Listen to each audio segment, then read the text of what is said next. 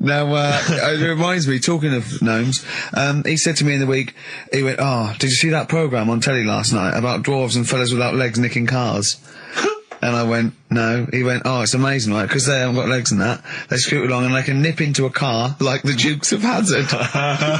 Explain more, Carl. No, you see, I didn't see it. Someone else told me about it. Oh! That's what I said to you. I said, did you see it? Because I missed it. And it's about these little fellas, who, specialise in car nicking.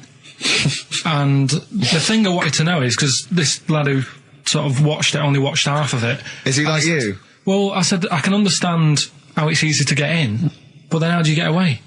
Because you can't reach the pedals. Yeah. Can there be two of them? But presumably he opens the car for someone else. What is it? What do you mean?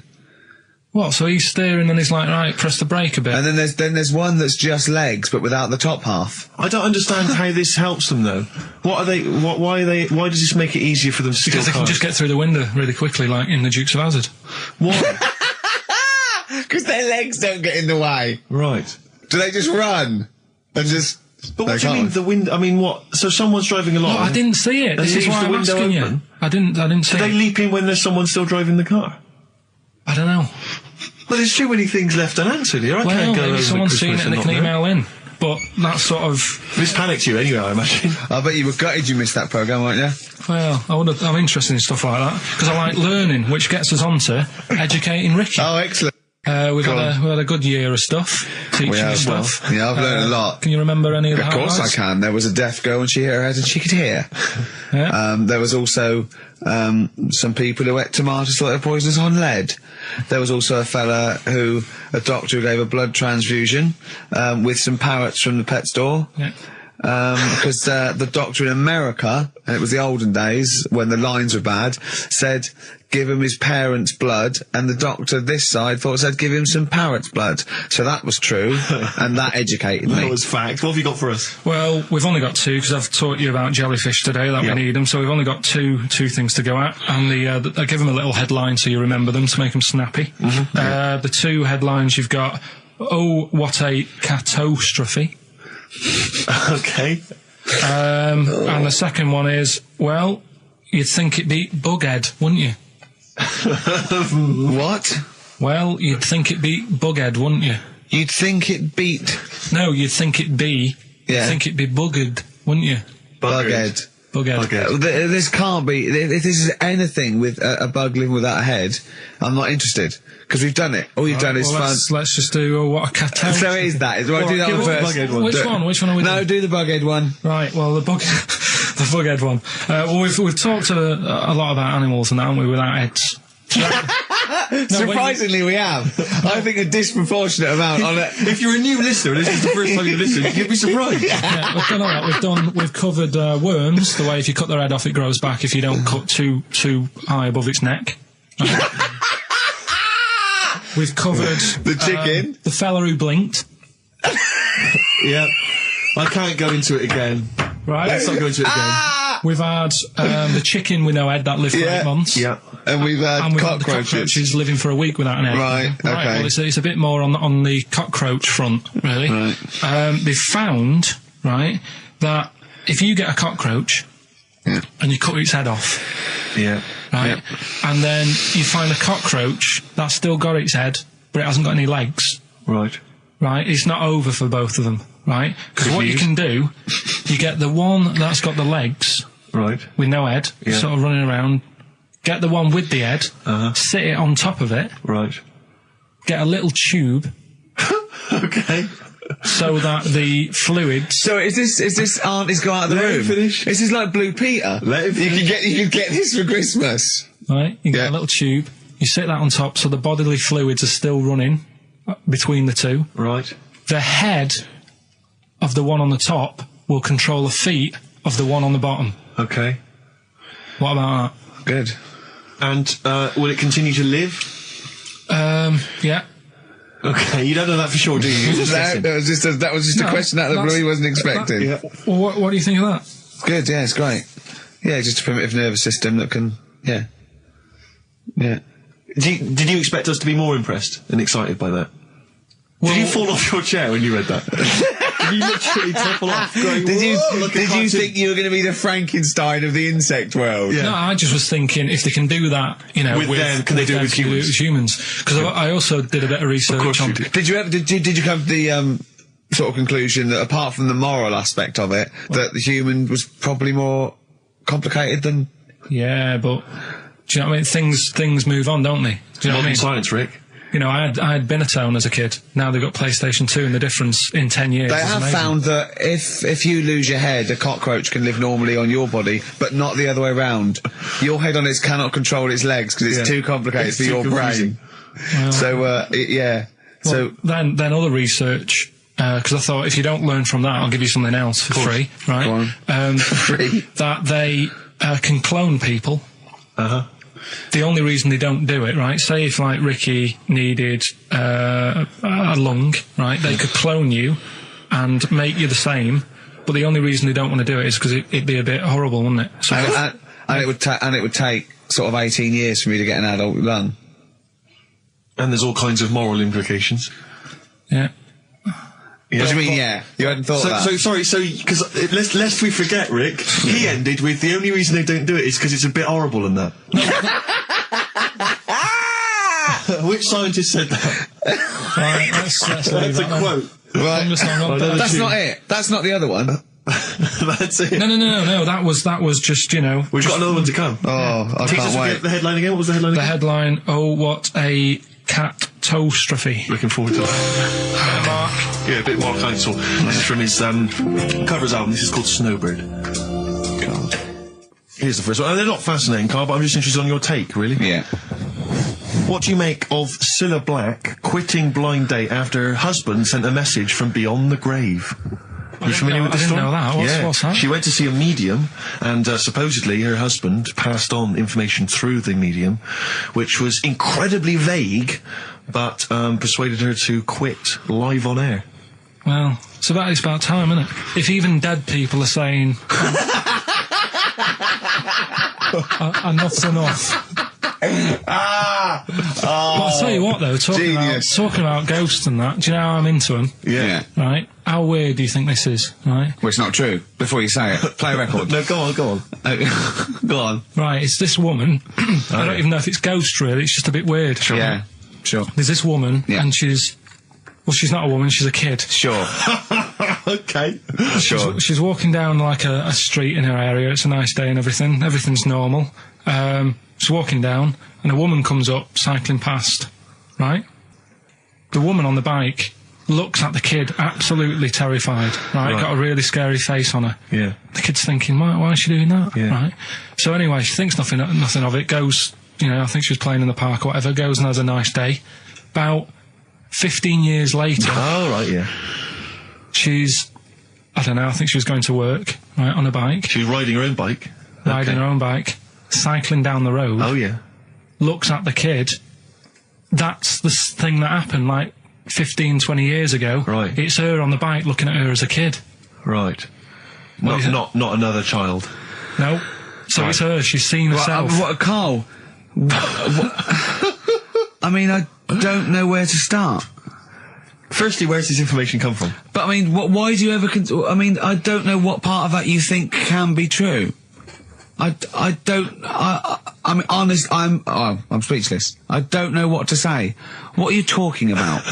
Bit weird, though, isn't it? But it's not true. It didn't happen. Nothing happened like that. She said it did. Well, she's wrong. Who? She said she saw herself. She saw herself as a kid, didn't she? Did she carry on riding and as an cars? adult when she was a kid. Did she stop and talk to herself, or did she ride on by and think, that's a bit weird, there's me as an 8-year-old. I won't stop, I'll be late for work. Yeah, if I'm late again, the boss said he'd be in trouble. Yeah. Oh. Well, And where is this information? Did it happen to someone you know? No. You overheard it on the bus? No, it was in the 14 Times. Ah, right. Well, Okay. that's the answer. Good. We've Okay. got to the bottom of that. Right, good. Acid.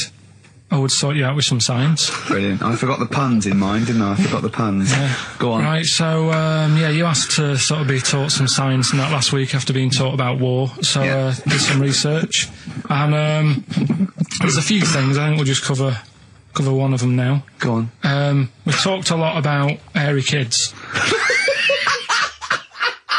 We have discussed that a lot. I love the fact that Simon Sharma has never started a programme like that. The Jacobites. We've talked a lot about hairy kids. Go on. It's a little bit, I mean, it's not your traditional science stuff, but it's still interesting, and it's a little bit, you know, it's still... Yeah, we talk about hairy kids. We have disproportionately, honestly. I think this show's talked about hairy kids more than any other radio show. Well, it's one that... Sorry, I noticed both of you there dropped the H, or the H, or however it's I had to. So airy kids, means hairy. Hairy children, not sort of airy, kind of light-headed or... Yeah. Well, there was the case of the one who lived in China. Yeah. And...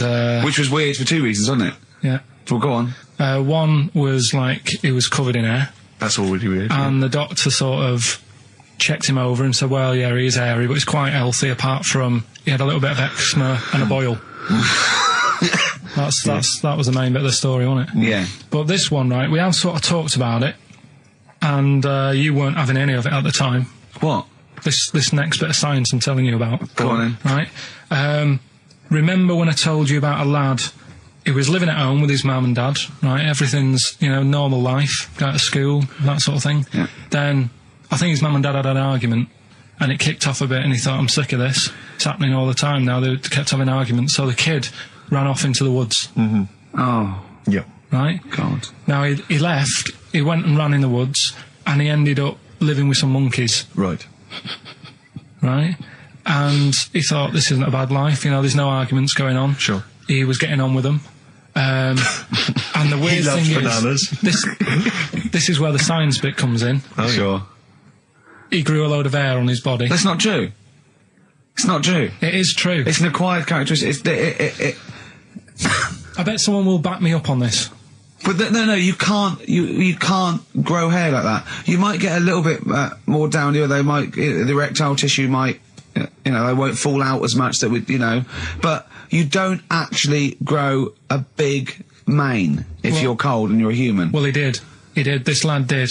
I know it sounds a bit strange in that, but he was living with the monkeys, and because it was cold, his body reacted to it. Listen, he was no hairier than he would have been if he was walking around naked on a cold day, with or without living with monkeys. The fact that he was living with monkeys makes no difference. No, I know, but I'm trying to get, you know, picture it in your head what it's like. Although Mickey Dolenz was always pretty hairy. Right? So he was living with them, and he went into town or something one day to get some food, and the people there were like, hang on a minute, that isn't a monkey. Well, he went in naked. No, he was there covered in hair. Yeah, but naked, but covered in hair, so it was decent. It was. Yeah. But they that was the weird thing. They thought it was a monkey in the shop. And then So presumably he had a big long beard as well, because he couldn't shave, could he? No, he was just covered. He looked like a monkey. And they were happy to serve the monkey, were they? There's a monkey, he's buying a newspaper and some milk. How did he walk, Carl? Did he walk upright or whistling along? The picture that I saw on the internet, he was on all fours, but I don't know if that's when he was running away after they'd sort of, you know, realised he was a kid. But this was a picture. So he was a kid as well? He wasn't even like an adult with the beard? No, he was a kid. Brilliant. And the beard kicked in a little bit. So listen, so the people caught him. You're an idiot. The people caught him, shaved him, right? Got it all off, didn't grow back again. Right. You're an idiot. Well, like I say, people will have heard this story or read about it. You're an idiot. And they'll email in, they don't let me down. And they'll agree that you're an idiot. No, they'll have seen the story. You're an idiot. So that's a little bit of science. You're an idiot. Libertines, Time for Heroes and XFM 104.9. Right, okay, so have you got anything that is science as opposed to nonsense? Well, Kid went off with some monkeys, grew hair, came back, shaved him, it didn't grow back. I mean, just think. Right, something else. There's a few things I found. Yeah. There's a fella... Oh, God. Who had hiccups for 69 years. That was a bit annoying. Yeah. There's the dog with the wig that we've discussed. Imagine if you just tuned in. Yeah. There's the dog with the wig that we've already discussed. Did we discuss that? Not really. Did I not tell you what he said? I did, didn't I? Yeah. Oh, yeah. What else have we got? Well, there's something here that you sort of know. Is this going out live? Yeah, this is happening, right? Go on. But remember when you talked about sponges? Yeah. if you get a red sponge and a blue sponge, you liquidise them, pour them back into a tank. After a few hours, they know which was which, and they reform as a red sponge and a blue sponge. Yeah. Yeah. I thought that was weird when you told me. Yeah. Looked it up, did a bit of research. Yeah. Thought that's sort of sciencey.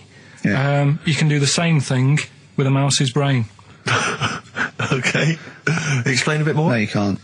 If you get a dead mouse, put its brain into a blender, blend it up, leave it standing for a bit. Making that up, aren't you?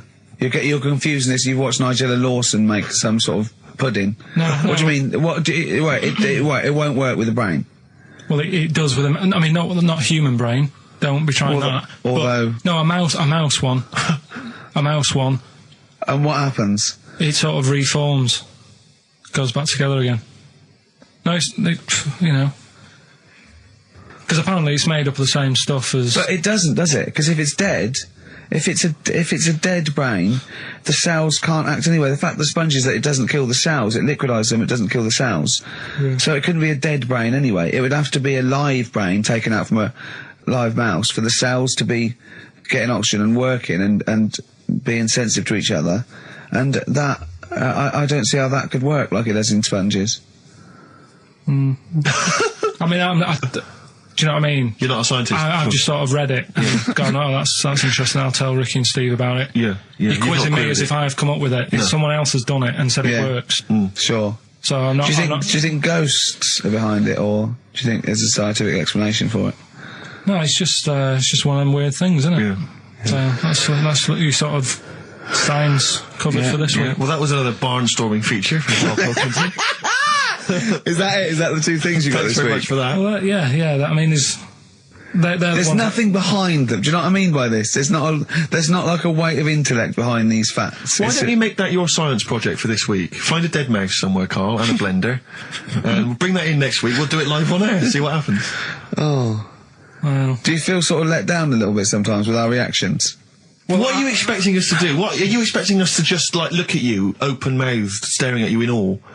Just go, oh God, yeah. Where did you find that out? And but we know. Tell us. We know where you found it out. You looked on the internet and a strange homemade website by a maniac somewhere who puts on stupid things that he heard through Chinese whispers.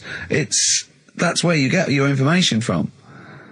I doubt that anything you've ever come up with is verified. If it is, it's luck. But what do you expect me to do for you? Do you know what I mean? I'm just... I'd like to know what the source of the information is. I'd like it to be, a research study by the University of Columbia, rather than, a guy who calls himself Mr. Pickles. On a website somewhere. www.lunatics.com. I mean, oh God. Some kind of evidence, do you know what I mean? I must warn you now, you know that Steven Spielberg thing's coming, Taken? Yeah? About alien abduction. When you watch it, just remember this, it's not a documentary. Okay? Alright. Alright? You remember E.T.? We were discussing that earlier. That's not fact. It's actual fact. Brilliant. Black Star Radiohead from the Bends on XFM 104.9. Rick John has emailed in. It looks here like he's maybe trawled the web himself. I mean, I don't know if people just immediately leap onto the web every time Karl says something in his defence. I think our listeners are always on the web. Anyway, he seems like he's reprinted here a news story, which seems to confirm Karl's Monkey Boy story. Yeah, what was the news Doctors story? baffled by boy 6 covered in ape-like hair. Doctors in Kazakhstan are baffled after finding a 6-year-old boy covered in ape-like hair. Yeah. The boy, called Ablay, was found in a remote mountain village close to the Chinese border. He's covered in thick hair from head to toe and has an oval-shaped skull.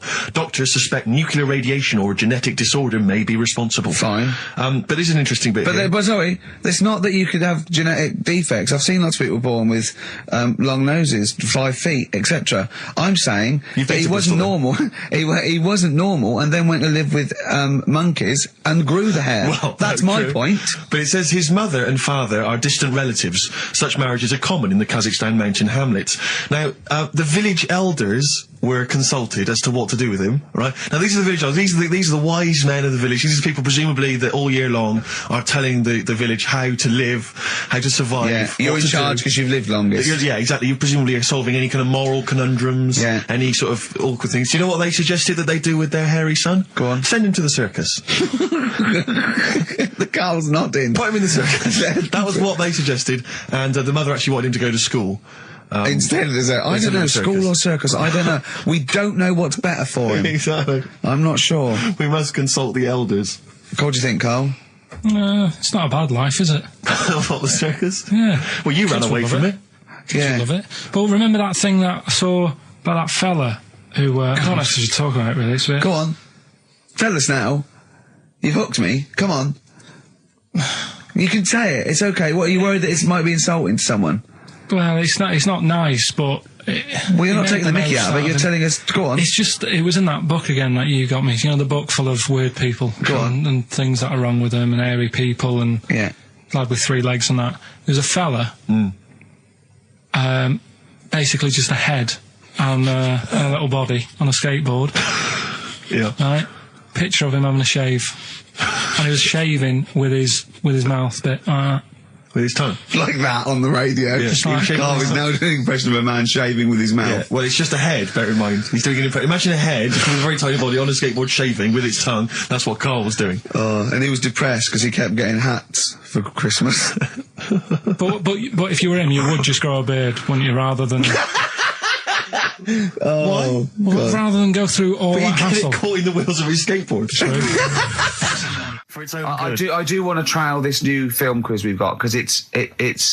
I mean, I'm excited. I think it's the best competition we've come up with, to be quite honest. I mean, Carl, you agree, don't you? It's all right, yeah. Yeah. It's a film-based quiz. Right. We'll play you a clip from a classic film. I can tell you the film we're going to play. It's The Sixth Sense. Right. And there'll be a question afterwards, and you can win The Sixth Sense. On DVD? Yeah. Not the ability to sort of tell when someone's behind you, but just this film. You know. Do you believe in sort of like extrasensory sort of perception and stuff, Carl? Ghosts and that. Yeah. Yeah. Of course you do. Not ghosts, no, the fact that people maybe can sense, beings. There was a woman in on the Christian's breakfast show, right? Yeah. Blind woman. Right. Clairvoyant. Her name?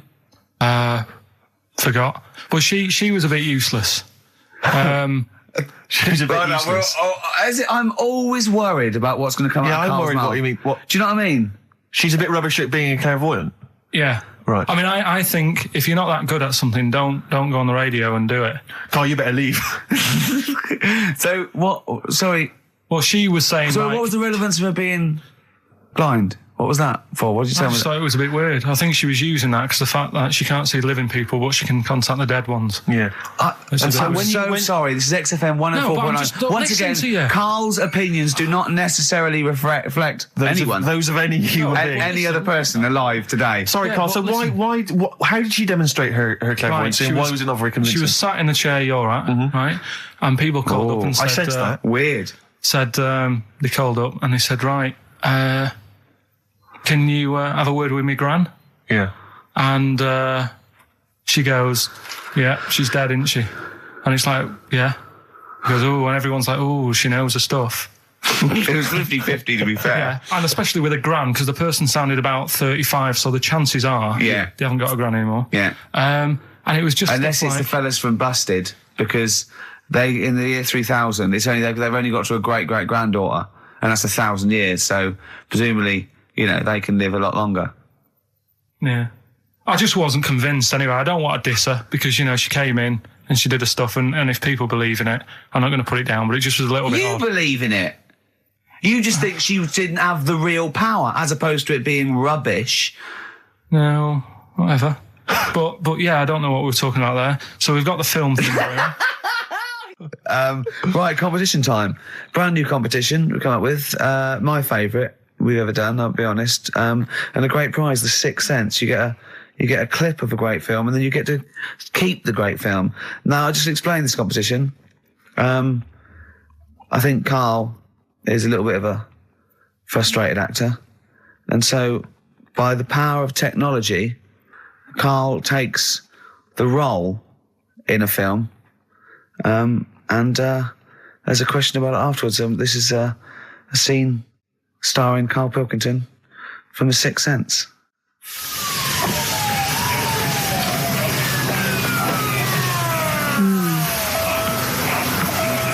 Jeez, I hope nobody got hurt. Be alright? You're very quiet. I'm just thinking about stuff. That's all.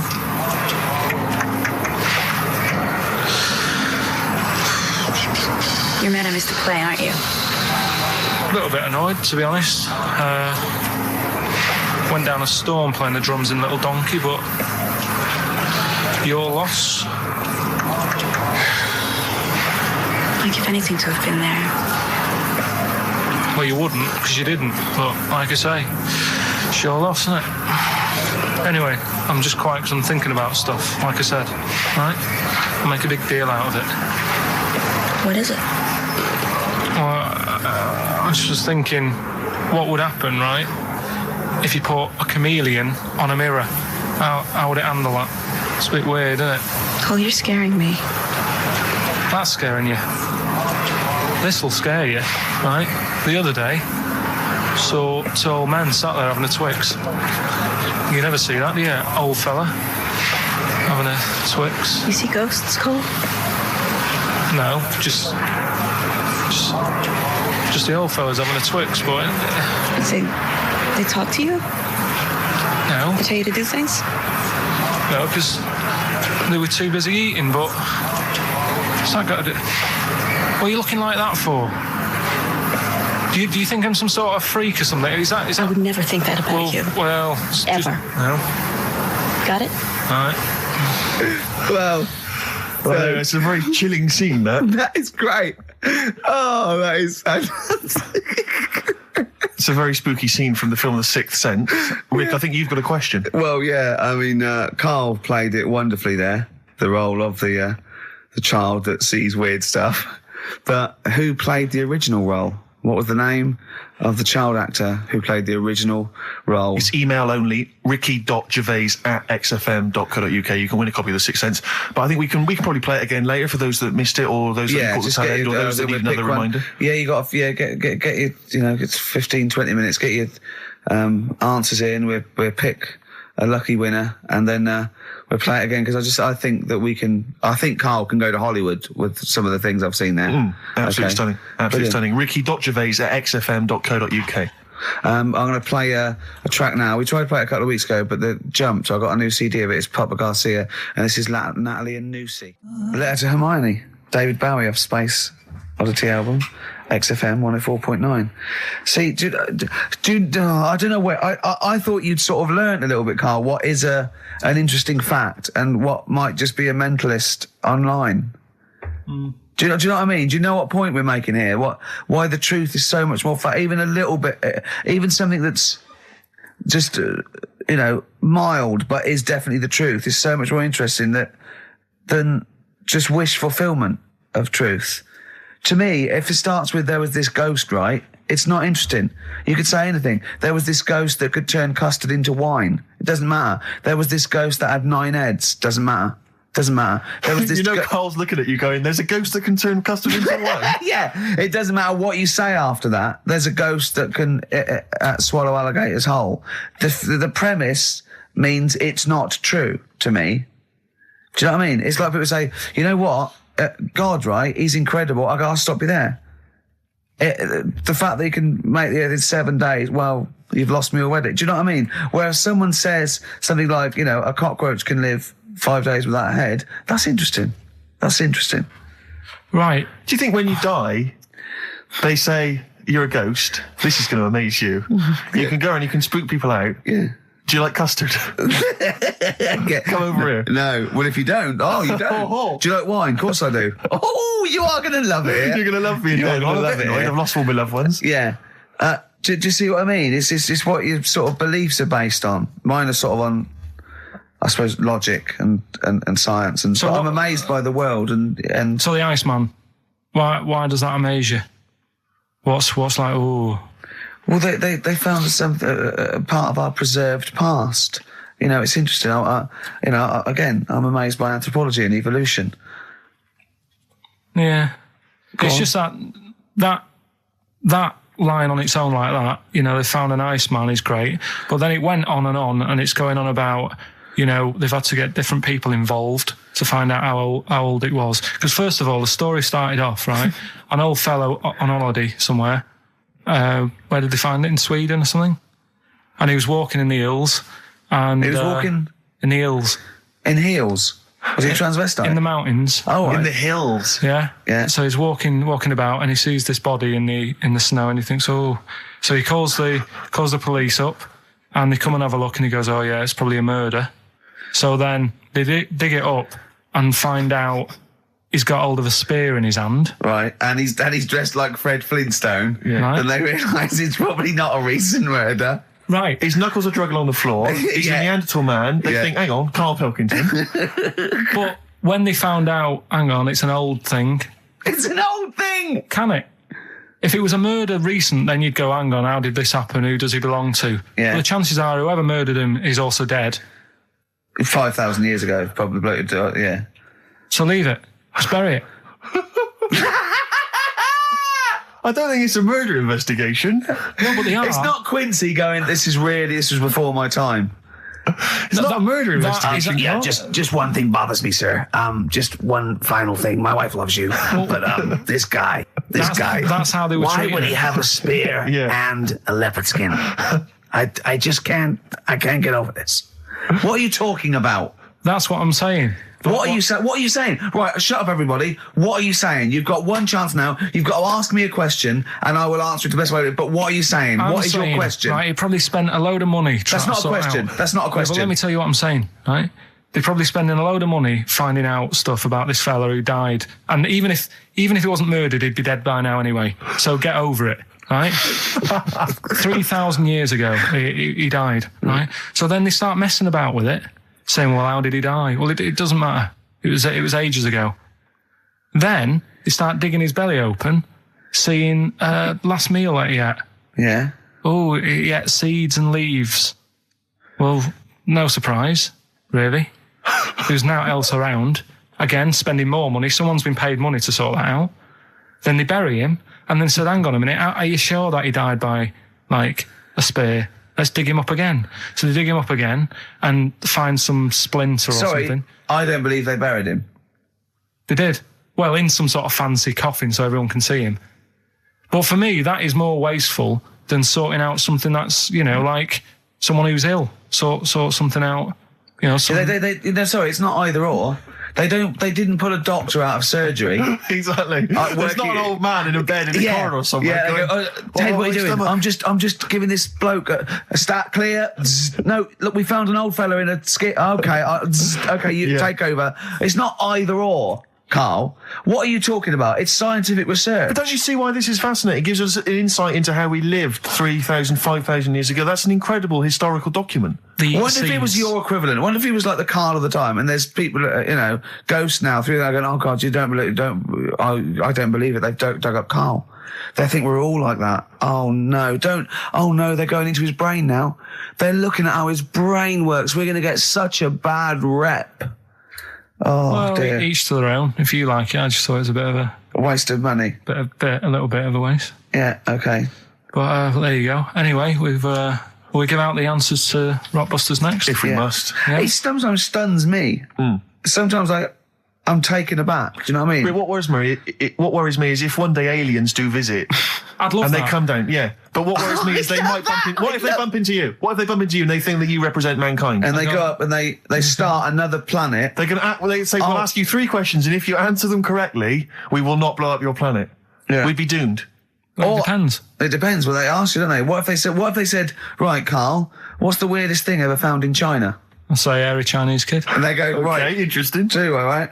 What don't you see anymore? What do you see an old bloke doing? Don't see an old fella eating a Twix. Yeah. And they say, what if they asked you, what's across the road from you when you're washing up? Well, there's 3 things. So you just want one of them? No, I want all 3. You want all 3? There was a Chinese kid dancing about in his underpants. Yeah. There was a bouncer every night getting ready to go to work. And the third one, the old woman reading a book, the same book, And they Every go, night. right, your planet's saved. See, Quark back in the ship. Yeah, they are they- a superior race.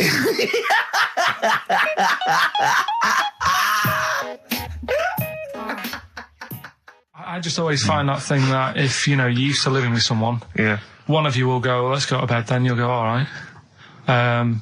But when you're on your own, you go, You just forget to go to bed. I just stay up. Okay, stop eating now, Carl. You've ate all the food. That's just a plate. All right. Okay. Yeah. No, I stayed up and watched, there was a thing on about Dracula, Right. What, Dracula? and I found a flaw in it. Go on. Not the fact that he's the living dead and No. and drinks blood to stay alive and he doesn't reflect. And he can in turn into a mirrors. bat. Well, And you can go on. the mirror thing, you can't look in mirrors, can he? Well, he can look in mirrors, but he can't see himself in a mirror. Yeah. That still doesn't work. Go Okay, on. go on. It doesn't work at all, Carl. It doesn't work Go anyway. on. Well, Centre parting's always really neat. His centre parting's always really how does he do it if he can't look in the mirror? Blood on the floor or something it was called. Rubbish. I love the flaw in the Dracula film is that his centre parting's too neat. How does he do it without a mirror? Oh. Was it a documentary about Dracula? No, Yeah, there was the real it's Dracula. The real called- Dracula. bit. Yeah, the real Dracula, the It's true just a story. film. It had blood on the floor or something. It's called. Yeah. It's rubbish. From 1970. Yeah. Right, but you know- stayed up and watched that. You know there aren't Yeah, really sure. vampires in that sense. Yeah. Yeah, but it still annoys you that his centre parting was too neat. Well, if you're going to do it, do you know what I mean? I'd like to see him with a fringe sort of pushed forward and maybe a hood up, alright? Come to stop your blood and that, alright? Yeah, just bits of tissue paper all over his face where he's cut himself shaving. Oh, can't see. Bloody mirrors annoying me, alright? I'd love to see that. A little mank Drac. That'd be great, wouldn't it? Well, that might be a film that we do in our movie. Mancula. Just getting onto that. Mancula. Count Mancula. Alright? You got any rave? You got any rave music? Huh? Got any Oasis like that? That'd be brilliant. He came from Manchester. Please welcome Mancula. Alright? That'd be great, wouldn't it? His hair's a mess. Well, I can't see in the mirror, can I? I told him about this thing. I don't know if any of you out there know about this, but there's an experiment they did in the 50s, a clinical psychology experiment where there's your two hemispheres of the brain, okay? They're joined by a thing called the corpus callosum, right? Which is just a little flap of skin, like a little scarlet lead that joins your two hemispheres. And what they did, they cut that in half, and they thought it was a cure for schizophrenia, but what it turned out to be, or epilepsy, I think, I can't remember, was that your two sides of your brains didn't function together. You couldn't get information. I was telling Karl all this thing, and one of the things I told him was that they did it on a monkey, and it fought itself over a nut. Like its right arm was connected, by its left lobe of the brain, and it was fighting over itself. And Karl went, instead of like thinking this is amazing experiment, he went, would it have been happy if you'd given it two nuts? Yeah, I know. Well, you started off by explaining it, and I remember you mentioned, because I was watching the two of you as you were describing it to me, you said, of course, one side of the brain deals with symbolism, and as you said the word symbolism, I noticed Karl drift away from looking at you, pick up his mobile phone, and start pressing buttons randomly. And I thought it was the word symbolism that got him, and I noticed it took you just a moment longer, and I think the first thing you said was, when did I lose you? Yeah, I knew I'd lost him. It's extraordinary, and he doesn't even try I to think I said disguise it. nomenclature at one point as well. Right, yeah. And I knew I was dicing with death there. Yeah. But, Yeah. but I told you tried to look it up, didn't you, on the web? You didn't find anything about Yeah, it, did the you? spelling of it's what is it again? What's the word? Corpus callosum. Yeah, so I couldn't do it. No, it's no point. Yeah. Don't bother. Give up. Don't bother. Give up. So if anyone knows any interesting facts about that, But yours hasn't been cut in half, has it, Karl? That would, again, might explain something. I'll tell you what we will be talking about later. I don't know if you're sort of aware of them, Steve. Go on. Bonobos. Oh, I don't know much about bonobos, I told no. him about he was looking for stuff. I said put in bonobo. He was having no luck with chimp, and they're a form of chimpanzee, but they're even closer to us, evolutionarily speaking. They've got their social groups are more like ours. They're more intelligent, and he was loving it, weren't you? So Just the look of 'em. is it human bonobo Karl? Is that how it works on the evolutionary no, ladder? chimp, Karl. Yeah. Yeah. Talking about 'em. So we're Yeah. talking about bonobos. You're excited about that? Yeah, That's yeah. coming up in Monkey News. No, I think it's a bit of a monkey bonus.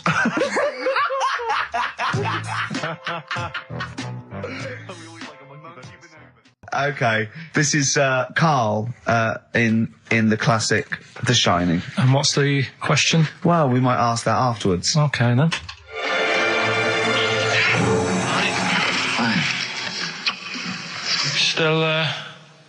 Still trying to write the book then? Yeah? Yes. Good. Funny, someone told me the other day, weird thing about a typewriter, the top row of letters, the longest word you can write is typewriter. I'll just show you. That's weird, isn't it? It's just the typewriter being... You're not in the mood, are you? You're in one of those grouchy moods again, that you get into when you're writing. I'm not being grouchy. I just want to finish my work. Yeah, it's just being a bit funny, a bit offhand and that. Let me explain something to you. Go on. Whenever you come in here and interrupt me, you're breaking my concentration. You're distracting me. And it will then take me time to get back to where I was. Understand? Yeah, but I just was coming in to try and cheer you up. You know, I'm full of ideas as well. You know, if you're having a problem coming up with stuff, got loads of ideas you could write about. The other day I read about this airy Chinese kid. What do you want me to do about it? No, it's just that it could make a good book. Do you know what I mean? Sort of following round. That's swell. Well, I'd buy it. You know. But if you don't want to know, don't bother doing it. But, do you know what I mean? It's just airy Chinese kid. It's weird because they're not normally that airy over there. Yeah, this kid cakes in it. But if you don't care... I wouldn't touch one hair on his goddamn little head. You won't have to touch any hair on his head. Like I say, he's covered. Leave the head alone if you want. Touch his hands. He's totally covered in it. But I love the little son of a bitch. Well, don't go that far. You haven't met him. But I can sort it out. I'd do anything for him. I don't think you'd expect that much. Just take him to the barbers 3 or 4 times a week. You know, he's a good little kid. In fact, I'll do it. I think I'll write a book on him. Yeah? How do you think you can handle that? Yeah. You're not too busy, are you? Well, yeah, I'm pretty busy. I've got to sort out some monkey facts for the show this Saturday, but I reckon I can still... Why don't you start right now and get out of here? All right. I will. If you're going to be like that. Couldn't borrow a pen, could I? See you later. There you Haunting. go. Haunting stuff there. Karl Pilkington in The Shining. You know, in the film, Jack Nicholson goes crazy because the suggestion is he's maybe possessed by demons that maybe are in the hotel. But, you know, if I was stranded in a desolate hotel, removed from all human contact with Karl, I'd go mental with an axe without being possessed by demons.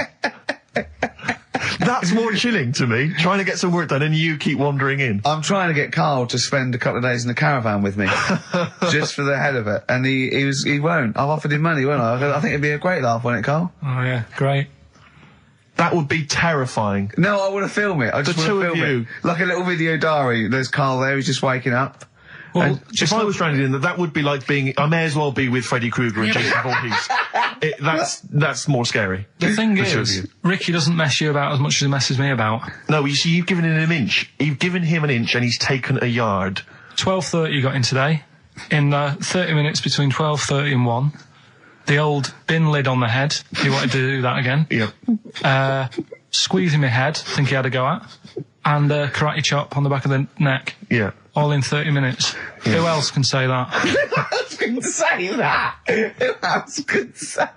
What do you mean? Anyway, have we got a question then? Yeah, to win a copy of, I'm so embarrassed to say it, The Shining on VHS is worth $5.99 and it will have already been watched by Karl Pilkington, probably not even rewound. Yeah, to win that. And a little bit of tripe and cow eels where it just slipped into his dinner. A barm cake outside. As he was reading the back of the box trying to figure out what was going on. The ingredients. What about this, right?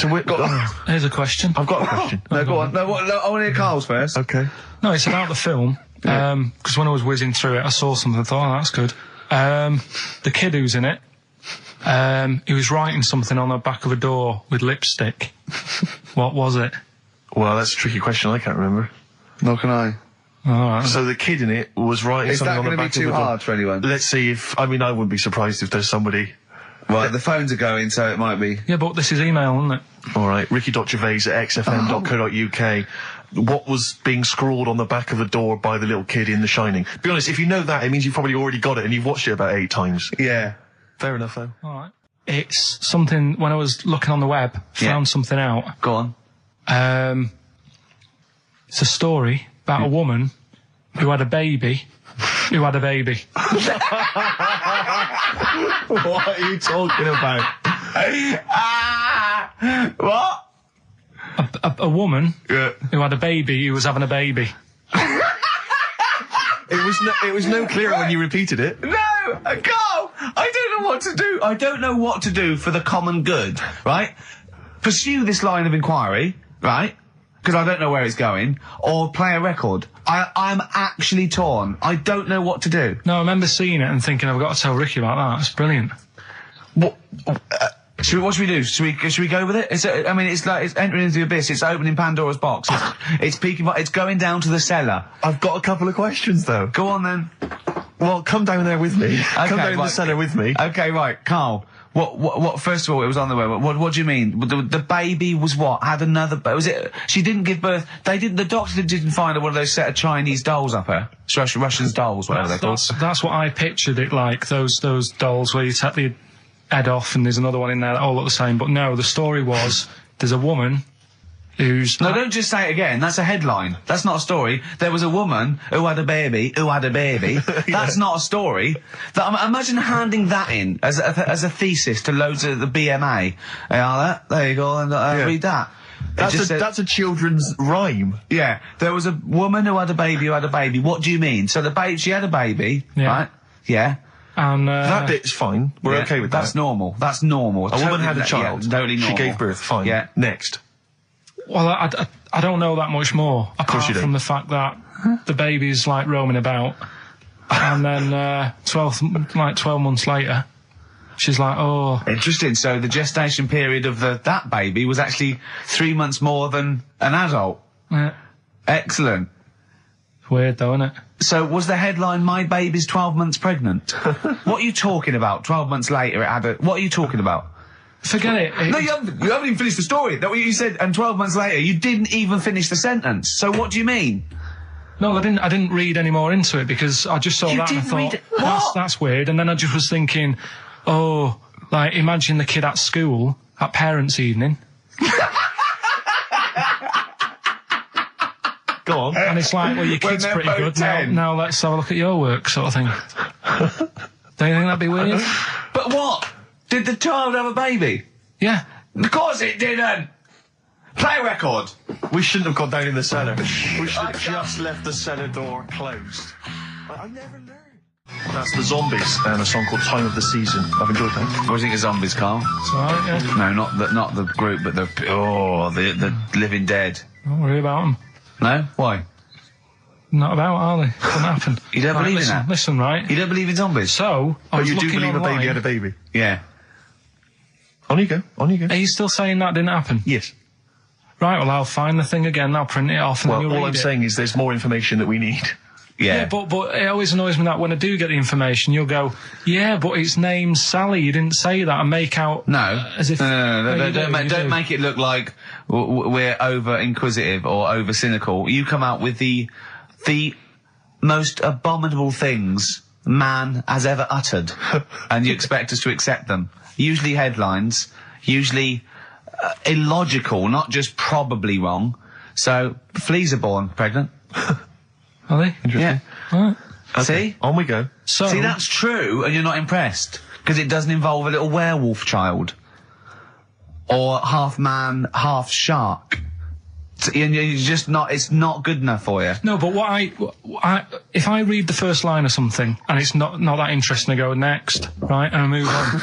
Now, when I saw a woman had a baby, and it had a baby, But you still didn't read on. No, but, alright, I didn't read on, but it got me thinking. Like I said, you wonder about the parents' evening. I was thinking about, is it a good thing? Because you're going to spend more time with the kid. Do you know what I mean? There's a lot of mums who have to go to work and that. She's going to be a great mum. Grew up with her, literally. Yeah. Do you know what I mean? So She's going to be a great mum. I just wonder if, I know it sounds weird, but if Was it the you know the baby that woman had? Was that a girl or a boy? Well, it would have been a girl, wouldn't it? Of course it would. It'd be mental, wouldn't it, if it wasn't? Right. It would have been a weird story, wouldn't it? So anyway, that reminded me, because we were talking about other amazing stuff that Ricky told me to find out about. Steve, are you aware of bonobos? We mentioned them earlier. I'm not particularly familiar with bonobos. Right. It sounds like a cream cake. No, they were a sort of a chimpanzee, but more advanced than the traditional chimpanzee. They live in one sort of particular area, and it's the sort of closest animal to the missing link. They're very intelligent. They take on a lot of social aspects of human. They have sex for pleasure and no other. Steve's looking annoyed. He's done, yeah. What did you find out about Apparently, I found out it's 98% not human, this kind of thing. It's nearly human, but it's not. We share 98% of DNA with it. Yeah, 98%. It's a higher percentage than you. They have sex for pleasure. They do look a bit like him, though. They've got a little round head, haven't they? But, and they're much more upright than got a more flexible. I sort of get bored with animals that are like classed as being intelligent, right? So when you told me, I get bored with them because they're not doing enough. They're not playing Nintendo. Do you know like that? People always rave on about dolphins, saying, "Oh, they're really bright and that." Yeah. I was having an argument with Suzanne about it, and she goes, "Oh yeah, dolphins are really intelligent." And I said, "But what? What have they done?" So she said, "Well, they use them in wars. They strap bombs to the back to go out to boats, to then blow up the boats." Yeah, they're trained. Yeah. Well, that isn't that bright. If it was really bright, it'd go, "I'm not doing that." Well, no, they leave them. They don't blow themselves up. Anyway, but right. Well, so bonobos, really bright and that. Now, I was looking at them, and they are, they're saying they're just like humans, basically, right? But what I was thinking is, I didn't have a chance to ask you, if you got a mentalist, right, and put the bonobo in an exam. Okay. What do you mean a mentalist? What do you mean? Well, someone who's, a little bit, just a little bit slower than me, and put them in an exam. What would happen? Right, okay, you've got to be clearer here, Carl. What are you saying? Are you saying pit the wits of a bonobo against someone who's educationally subnormal? Yeah. What do you reckon? I don't know where to start. No, but if they're that good, why aren't they being used in labour and stuff? Do you know what I mean? What in the late? What do you mean in the government? Some jobs that they could do. Why hasn't someone caught onto it and thought, well, hang on a minute? Sorry, I'm not familiar with the bonobo. Seriously, could it do a job of work? How advanced are these creatures? Lots of animals do job of work. I think Carl wants this bonobo to start going to work with an umbrella and a bowler hat and have sort of like rudimentary language skills like morning. So I couldn't employ the bonobo to be my PA. It's not. I mean, how advanced are they? Could I teach you to go in the shops and collect something and bring it in? But you can teach a dog to do that.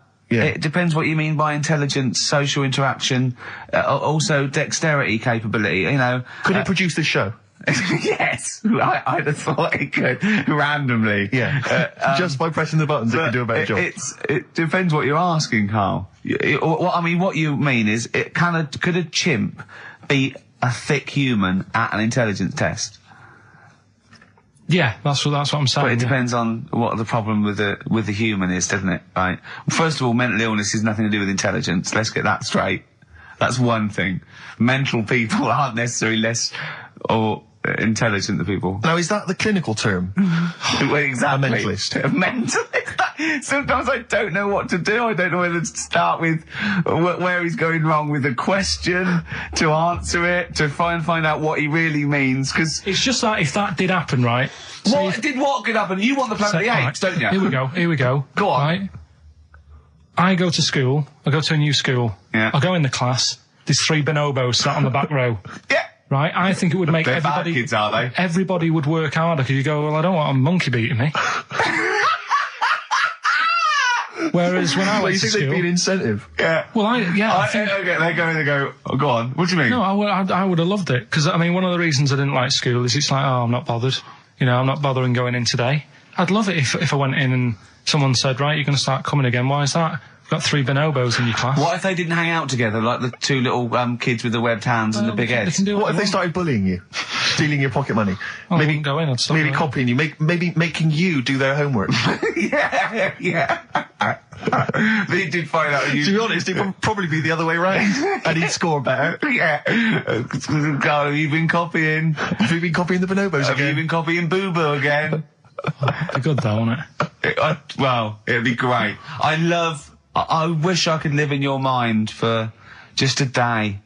It must be great when you walk around and see things. He's been slagging you off as well, Steve. Well, go on. What's In he the saying? week, you know, he was slagging you off. I mean, in the week, I was joining in and laughing along, but now I'm thinking but now I'm thinking that you're more on my side than he is. Thanks very much, Rick. I'm glad to see you've come round. He said he was. I was in the pub with him and Johnny. All right, so there's a little audience. Good. And he went, have you seen Men in Black 2? I went, no. He said, have you, Johnny? He went, no. He went, there's a thing in it that looks just like Steve. And I went, what? He went, it's a thing, he's got really gangly arms and bulbous eyes, and it just works really fast in the Aliens registration thing. And I went, all right. I said, we'll bring that up Saturday. Since he's not here, you know, what do you think of that? Well, the reason is that I think the problem I have with is this, that if I was to say things like that about Carl, I'd destroy him. He'd be a broken man after I'd finished with him.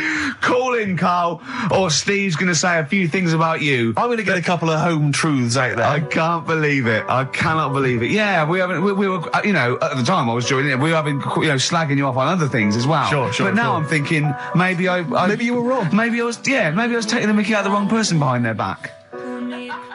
Kings of Leon, Molly's Chambers. What do you think of that, Carl? All right. There's a surprise. Another insightful remark. Steve is not a fan now. Not only does he know you've been slagging him off behind his back. No, I wasn't slagging Steve. If you get it out on DVD tonight, you'll know I'm not slagging you off. It could be your brother. I love the fact that it makes it worse, but he's thinking you're going to go, oh, he wasn't slagging me off. It does look like me. I do think I'm an alien. I love the fact that you hope Steve will go, he's got a point. It's a spitting image. Yeah.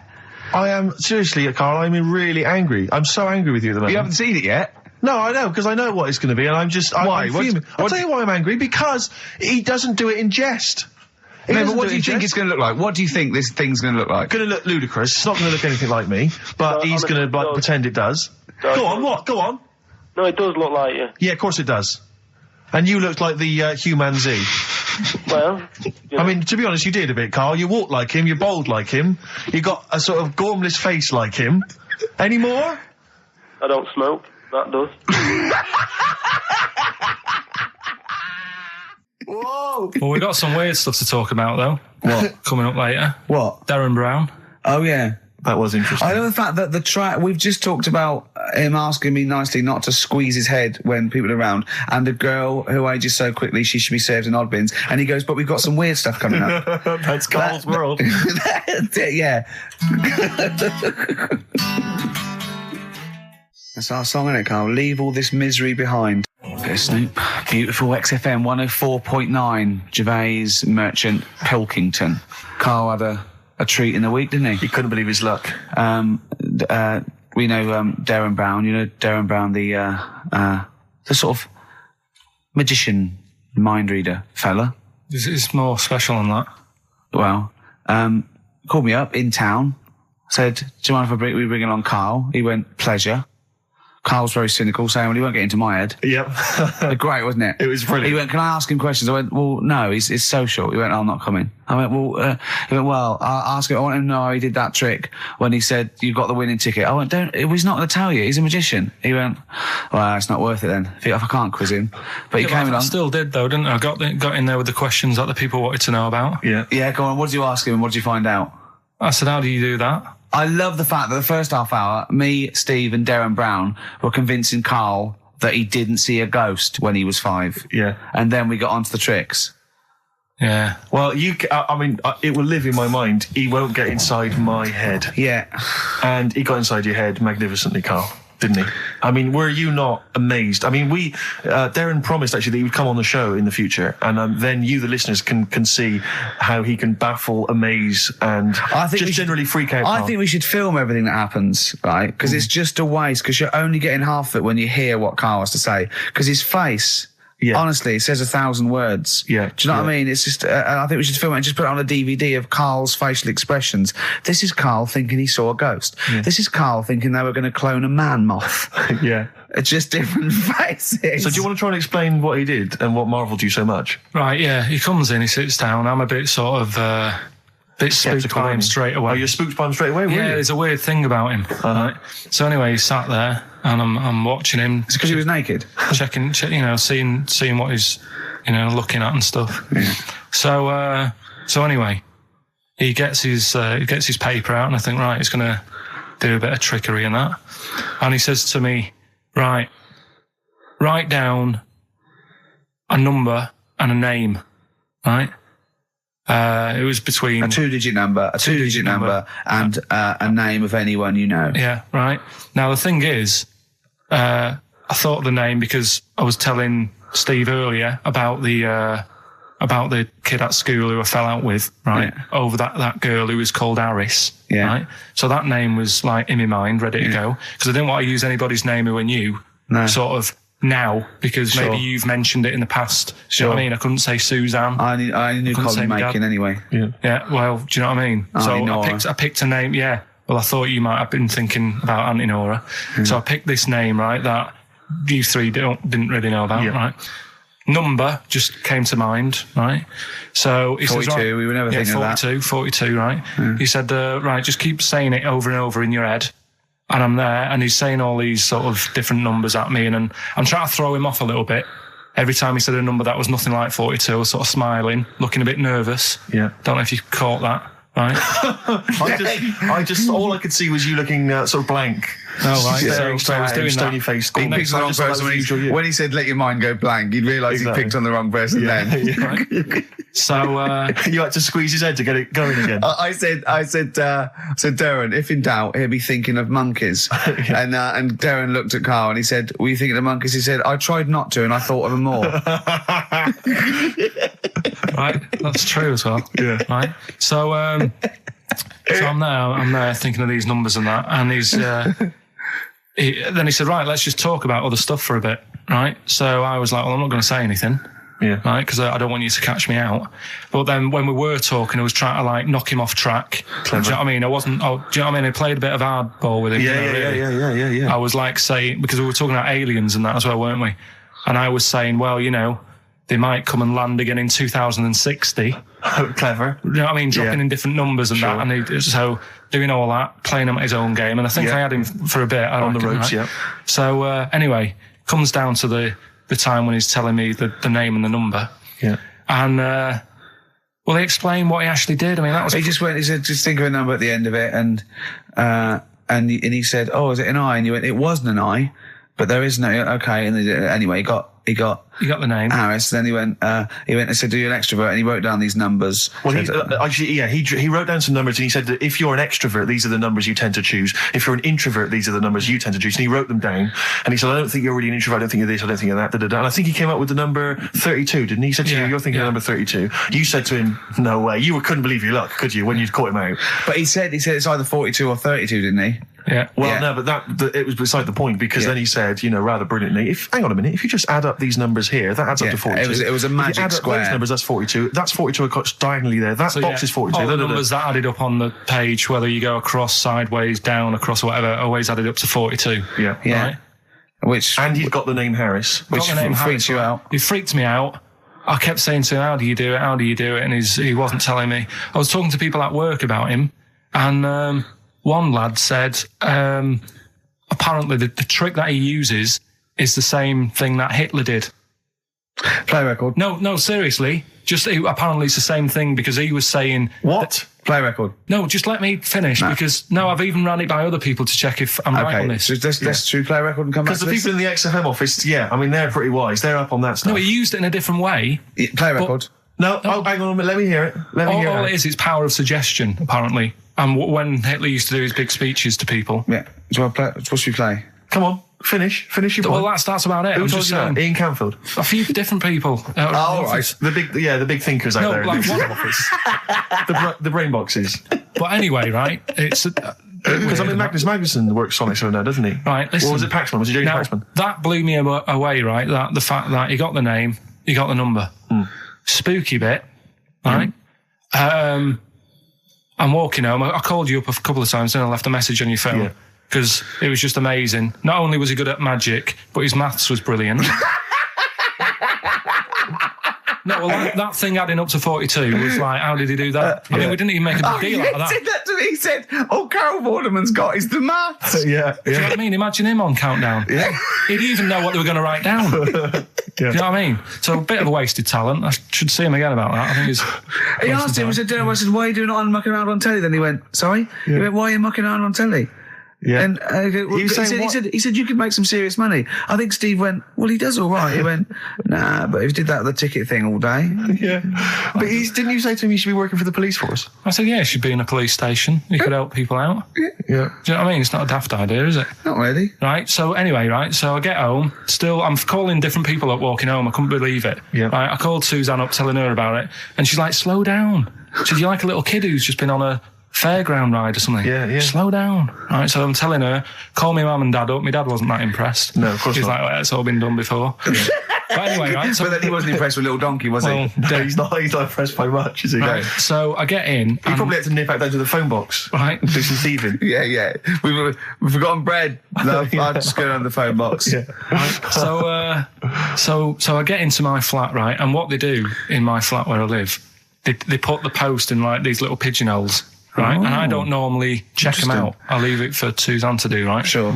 But this time, for some weird reason, I thought, right, I'll check it, see if we've got any post. Open it up. There's only this. A letter for Miss Harris. Yep, there it is. Bona fide in front of us. A letter addressed to a Miss Harris. Well, does she live there? No, it's my address. She doesn't live there. Did she ever? Don't know. It doesn't matter. It's weird, isn't it? But we've never had. Normally, I think there was a guy who lived there called Yaki Shoki. Mr. 42. It was definitely wasn't an Harris, right? This is the first time we've had a letter for this woman. Yes. Right. But what are you claiming? Because Darren Brown himself admits that it is not paranormal, it is not supernatural, it is a trick. It's a trick. Is it? But he would say that, wouldn't he? Hitler said that. Play a record. Well, can we open this? No! It's illegal! No, but I'm thinking if it's a birthday card for someone's like 42nd birthday. Right. You can't open that letter. Go and put it back or put you cannot open that letter. Why not? You can't open someone else's mail because you think Darren Brown's supernatural. What if we steamed it open and then resealed it? No one would know. It's only a letter. You can't. You can, but I don't want any part of it. Carl, I think you should open it. No, you open it. I'm not opening it. It's against the law. You should open it, though. We won't open it then. They won't send you to prison. Forget it. You'll get off. Cure? Yeah. Bit of cure? There's no cure, no. I'm looking... What? I'm tempted to open it. Well, do you want to, Steve? There you go. No, I'm not going to open it, but I think you should, definitely. 6 Different Ways by The Cure from the album The Head on the Door. We've enjoyed that. The head on the door, Carl. Ooh, bit of a coincidence. Spooky, isn't it? It was only 4 weeks ago you were talking about a head and a door. Exactly. Has the door got a number on it? 42. Oh, dear. So we're not opening it? No. Well, I can't open it because as the producer, right? Oh, yeah, because your standing in society is such that they'd make a real example of you. Yeah. A producer of a tin pot radio show once a week. Yeah, he should know better. He can press buttons and talk at the same time. Sending down. But they wouldn't try you in an adult court. You would Carl. get They away. wouldn't be You would allowed. get away with it. Just they'd hear you speaking for a little while, and the judge would end up squeezing your head and letting you off. It'd be like those people who train monkeys to break in. Do you remember down in South London? We talked about it in the past, and they were going around robbing stuff, and they trained them to do it. Yeah, think so they I did think some time, I don't think those monkeys would have got in trouble. It would have been the keepers. So, I think XFM would probably take the rap. Will you open it? No, I can't be seen to open it. No, he's a I'm writer award-winning. director. Exactly. So am I. I can't be seen to open I'll it. give it here then. Right, I'm having no part of this. That's against the law, but Right, I'm having no part of it. open it. Come on, you've started now. Right. The thing is, right, if it's important, we can say maybe she's listening. But do you need the stress? What it could be anything. What are you going to say? We're going to say, oh, and if you are listening, Mrs. Harris, you have got gonorrhea. Call the clinic. Do you know what I mean? It could be anything. Oh dear. Oh well, I think my talk did well. Well, what is it? He's the number 42 on there. What is it? Can you say? Be careful. What? Let me see what it is. What is it? Dear Sir, Madam, your periodical dental inspection is now due. Would you kindly contact the surgery to make an appointment? Harris, Mrs. Harris, if you're listening, your periodical dental inspection is now due. You might want to contact the the dental surgeon that you normally go to. She could have a faulty tooth. 42. 42. 42. I don't believe it. 42. 42. Oh my God. God, that Darren's good. Darren Brown's good, isn't it? Oh dear. That's some blur then. In the week, I called Karl up. I said, how are you, mate? He went, not too bad. Now, as you know, his girlfriend's been away for ages, hasn't she? Covering the World Cup, the African Nations Cup. She's a sports journalist. Well, yeah. All right. Okay. I love the fact you're thinking, what does that mean? Like, well, she's not much of a journalist, Rick, to be honest. I've read some of her stuff. No, but she's not on air. She does stuff, you know. Yeah. Behind the scenes. Yeah. Sure. A lot of journalists do. You always want to make clear that you're not going out with Kate Adie. That's what you want to make clear, isn't it? Yeah. Now, so she'd seen none of the meteoric rise of Karl as a broadcaster. She's been away for the whole time a since you've sort of raconteur, become... a wit, a cult figure, Absolutely. to be honest. And he hadn't told her this, so apparently he went home and she was sitting there, looking a bit grumpy. He went, all right, so yeah. She went, should we go out then? She went, I'm not sure I want to go out with an idiot. Right? Oh, no! Yeah, and she went, Loch Ness Monster. Why don't you just think, of course the Loch Ness Monster lives in Loch Ness. And she was giving a bit of a hard time. She went, that's why I didn't tell her. I didn't tell her really. Same thing happened when I was at school and I had to play drums in Little Donkey. I didn't tell my parents, right? But my dad turned up anyway. And what happened? He How old were you, Carl? well, it was the school that I used to go to. Oh, yeah. Like, Oh yeah. So- You went. Well, you used to go to the school you used to go to. No, but what I mean Go is, on. I didn't go to secondary, did I? So I missed a lot of that. Sure. But primary, I liked. Oh, it was okay. all colouring in and stuff. Yep. And it was a Christmas play, and I managed to get a part in it. And, Did you audition? got a part in it, and I should have been playing the drums to the one about Kings. We Three Kings. Yeah. I was meant to be doing that, but Little Donkey came on, and it was one of the. What do you mean came on?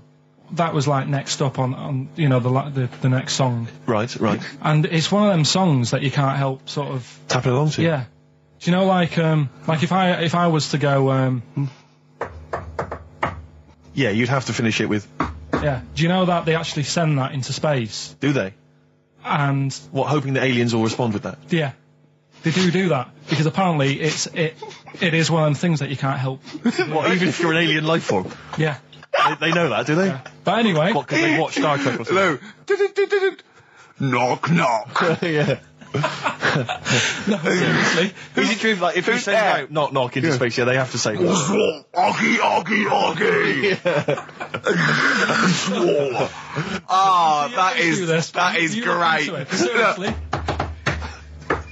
Oh, hold on, what's something out there? Was a little green fellow? That is great. Yeah. So anyway, That is Little Donkey is like one of them tunes that you can't. And I was there, and I had the drumstick, and I thought, oh god, The drumstick. I could feel myself. And anyway, Just wanting to do it, yeah. I started going along and playing Little Donkey, which I wasn't meant to do, but it went down such a storm.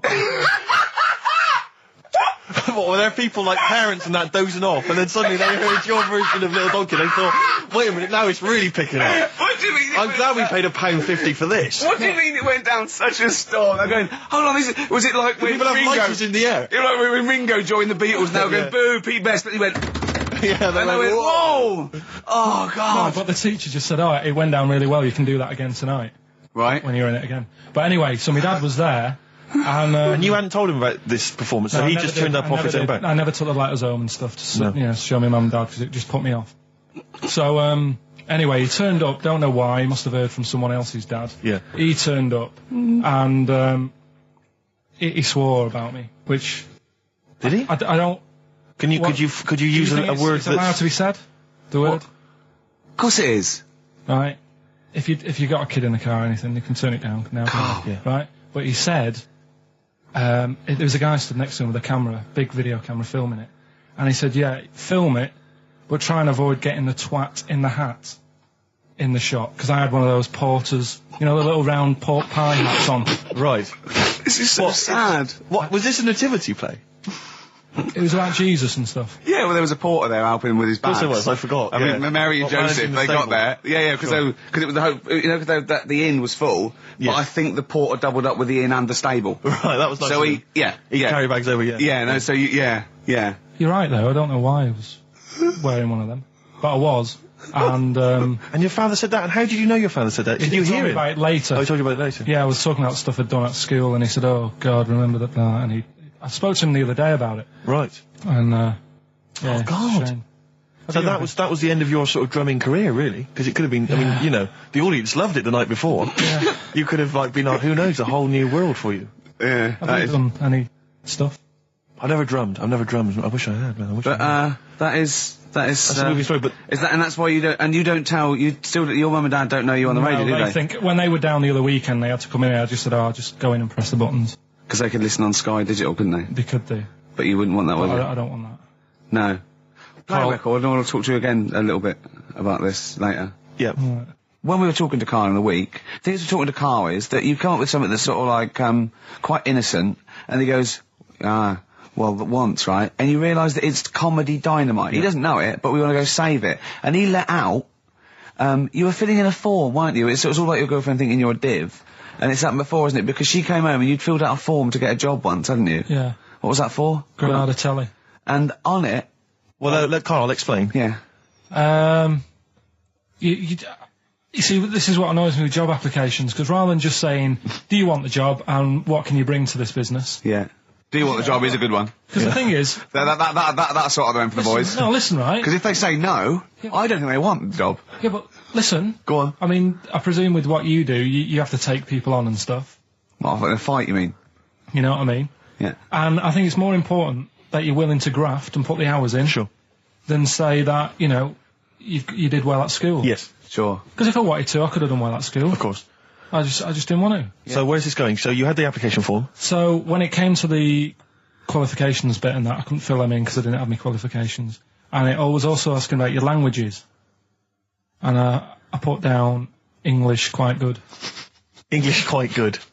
And his girlfriend came over and seen the form that he'd sent off. This was a copy of it. Yeah. And so she went, oh, you know what I mean? So that's what started, you know, the disappointment. So they're going to get that and think that you're not English. I don't think I've got it. It was ages ago. Right. How long ago was it? Oh, well, it was when I was still in Manchester, so 5 years ago. I don't think you've got to know. No, I think you'd... There could be a long list. I mean, there's probably a lot of admin problems in that organisation, but they probably...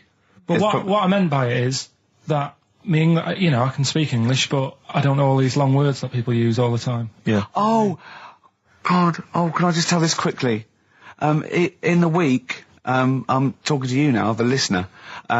Usually I don't. Yeah. Carl said, about embarrassing him on air and that, and he's worried about his education, and he was worried about not knowing long words. Like, we come up with any long words. And he said, no, I was scared, you were going to ask me something about, someone, and he's a Eastern European leader. His surname is Milosevic. And Carl said, so I learnt it this week, and learnt it so you can't catch me out in case you start. I said, what? And he said, he thought about it, and he went, Flobodan Milosevic. Got the surname right, though, didn't it? So what's his name? Right? What's his name? That's how Bill and Ben would address this leader. How would they have said it? Flobodan Milosevic. What's his name? Slobodan Yeah. Milosevic. Yeah. Well done. Well done. Anyway, Carl, look, you almost let it slip then as you were talking about your filling out that application form. There's some big news that everyone needs to know, which we were stunned by in the week, although the more we sort of talk to you, the more it starts to fall into place. Yeah. But Carl, what's the story? That I haven't got me exam results from the GCSEs. He never turned up to get his exam I results. was working. And so, how many did you take in the end? Because you weren't even sure about that, were you? You think you took maths and English, don't you? Yeah. And Did art. you think you've handed in the artwork for art, don't you? Now, art was continual assessment, wasn't it? Coursework. And what was the that you made? I made a man sort of putting his arms into a car. You made a model of a man putting his arms into a car. What was this? So Sort of that like- one's passed. Was We that, can is take that, that this is a aside. homage to break-ins in Manchester? Was this? What was this? Oh look, he does what he sees. Yeah. So you've what's got it- that. That's safe. You definitely got that one. So you've taken art, you've taken English and maths, you think? So this is what we're going to do, listeners. We're going to try and find out his exam results for him and tell him next week. Live We're on gonna- air. We're going to call his school, we're going to try and track him down, and we are going to have a little envelope, and we are going to give Karl, at the age of 29, his O-level results. GCSEs, yeah. Now, Carl, so you took maths. Yeah. You think you took English. Do you remember turning up to do those? Do you remember sitting in the room filling in the forms? Yeah.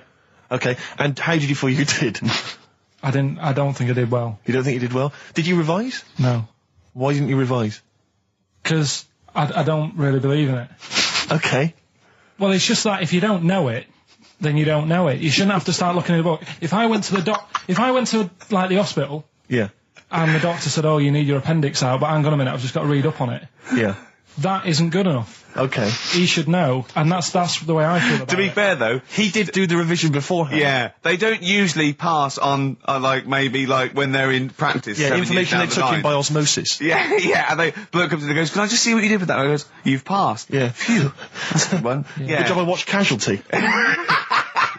I just like the way, the things that interest me, I remember. Things Okay. like snakes not having ears and stuff. Yes. I didn't have to read about that. No, you just learnt that, yeah. You saw it on the telly, didn't you? You saw it on that Ian Wright programme. Yeah. Yeah. And this is what Carl said to me. He said, it's actually, I called Carl up in the week, and Reese was with him. You know, Reese used to be on XFM, and he took the phone, and he went, "Carl's worried, I've seen that programme." He said, "Snakes don't have ears, right?" He said, "So you can creep up on them and pick them up." And he said, "Carl's worried." He said, "How would you ever put them down again?" Because then they know you're there. I woke up the other night quite late, Worried about that. and I said to my girlfriend, I said, "How do you put a snake down?" And she said, "What are you talking about?" I said, "That Ian Wright thing, this guy managed to pick up a snake. And do you know that thing where they clamp its head on a jar to get the poison out?" I do now. Right? They did that, but they didn't show you how they got rid of it, and I thought, it could really get nasty, because it's obviously annoyed that you've had its head pressed in the jar. Yeah. Yeah. Right. They hate that. Now, Especially as it's in front of their mates. when you lift it off, Yeah. right, you've got hold of it. Yeah. If you go to chuck it down, it's going to turn on you. It's going to go wild, isn't it? So, I just wondered. Well, what you do is you never put it down, Carl. Yeah, that's why That's what happens. that bloke has got about 11 or 12 just carrying him. Exactly. Yeah, you never put it down. You sling it. Who cares? You just throw it, don't you, really far. That's not that. I don't think you should throw. But Carl, listen, don't worry. We're not asking you to get involved with snakes. We're just asking you now. You've done maths, you think? Yeah. Did no revision for that. No. Okay. English. Do you remember what it was? Did they ask you about Shakespeare? Did they ask you I about can't books? remember, but I must have done it because I thought that was... It was English language, not English literature, wasn't it? So it was Was it like spelling and all that So sort was of it? No, was it like a comprehension? You read a passage and had to ask questions on it. Was it? Did you have to I might write a not have short done essay? I don't know, I can't remember any of that. Okay. I did a science, Okay. Physics or chemistry? physics. All right. Well done. And this is all you think? You actually took that. You actually took physics GCSE. You think? You're obliged to do a language, I think. Did you do French? I did French for a bit, I but don't think you are. I don't think you have to do a I think language. you have a GCSE. I think you've got to. Well, English quite good. I think that's his language he did. I So you don't know about I language, can't history, remember. geography? Just what you will find out, won't we? Okay, but you just can't remember. I can't believe you can't remember turning up for these things, because it's quite a big moment in people's lives. It is the thing that you've been working to all of your educational life. On the day that the things came out, I was working at as a printer, Okay. and it was a really busy A lot day. of spelling mistakes. That It was day a in really that busy paper, day, wasn't so it? you're bound to forget. Yeah, the yeah. exams. No, but I had to use gold ink that day. Oh. And it's, Yeah, I mean, you're yeah, not a yeah, printer, yeah. so you don't know. No, that's the biggie, innit? But it's tough. You've got to really get your rollers clean. Carl, play a record, mate, and good luck with the exam results. Hopefully we'll have them for you by next week. It's time to give Carl... You're actually nervous. I'm a little bit nervous. Just to recap, Carl is 30 this year. He never went to get his results of his GCSEs. So myself and Steve took upon ourselves to phone his school, track them down, and we actually got your results. What did you think you took? Did English, Right. maths, Yeah. art, Right. and I think I did physics. Okay. Well, you didn't do any of them. Eh? You didn't do any of them. You didn't register. You registered for one exam and took one exam and got results for one exam. So I don't know what you thought you were turning up to, or you weren't registered, or you didn't. You're familiar with the notion of registering for an exam. You have to kind of officially register in order to be eligible. What do you mean, register? I turned up for a couple. Yeah, you can't just show up. You have to register for them. You have to pay this because it costs the school money, so they have had to have paid for you if they thought you were going to pass. You can't just turn up on the day and ask for some paper at the front. I never got a letter telling me that. Well, that's because you were never at school. But you did somehow register or registered for one exam. You registered for history. It's a topic that you've always been interested in. I was saying to Ricky before, World War II, I loved it. Not the actual event. No, the but study just of it. You all mean? the stuff like, about the Anderson shelters and stuff like that. Yep. And the bombs and that. Mm-hmm. And then when I took it, it had nothing to do with that. It was more about the Tudors. So the Second World War didn't come up. You mean there were no questions about the Anderson shelters? Nothing. That's devastating. So So what are you expecting the result to be? is that it? Yeah, it's the only one you took and registered. As far as the school is concerned, or yeah. certainly in Well, it's the terms only of one what that they told counts. us. It's the only result. It's the only one that counts. Yeah, you've got.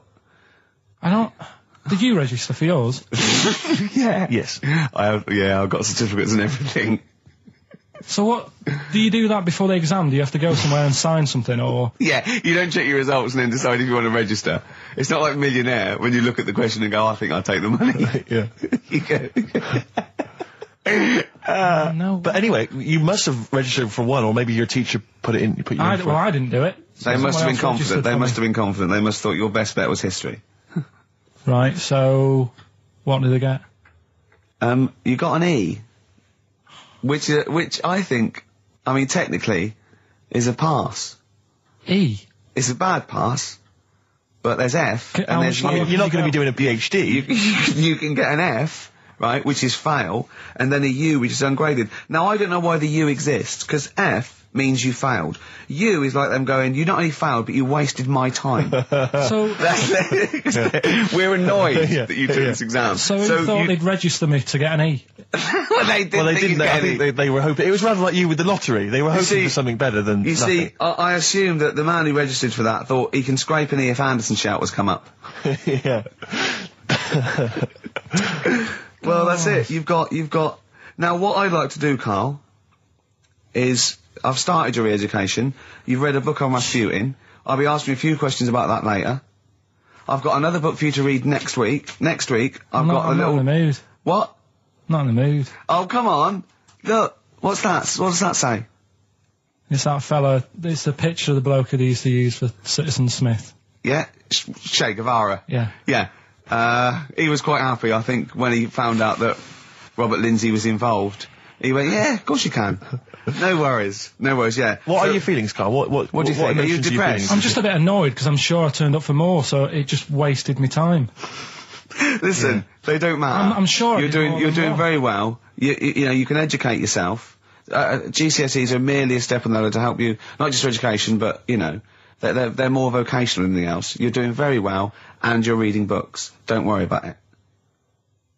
But It's can I not a suggest concern. something? But if you want, I'll pay for you to take history again. Carl, we'd love to see you get a C or above. And Well, we're I'll willing pay to... for you, and I'll get you some books. Right now, listen. We can let's get. I reckon. When are the exams? June.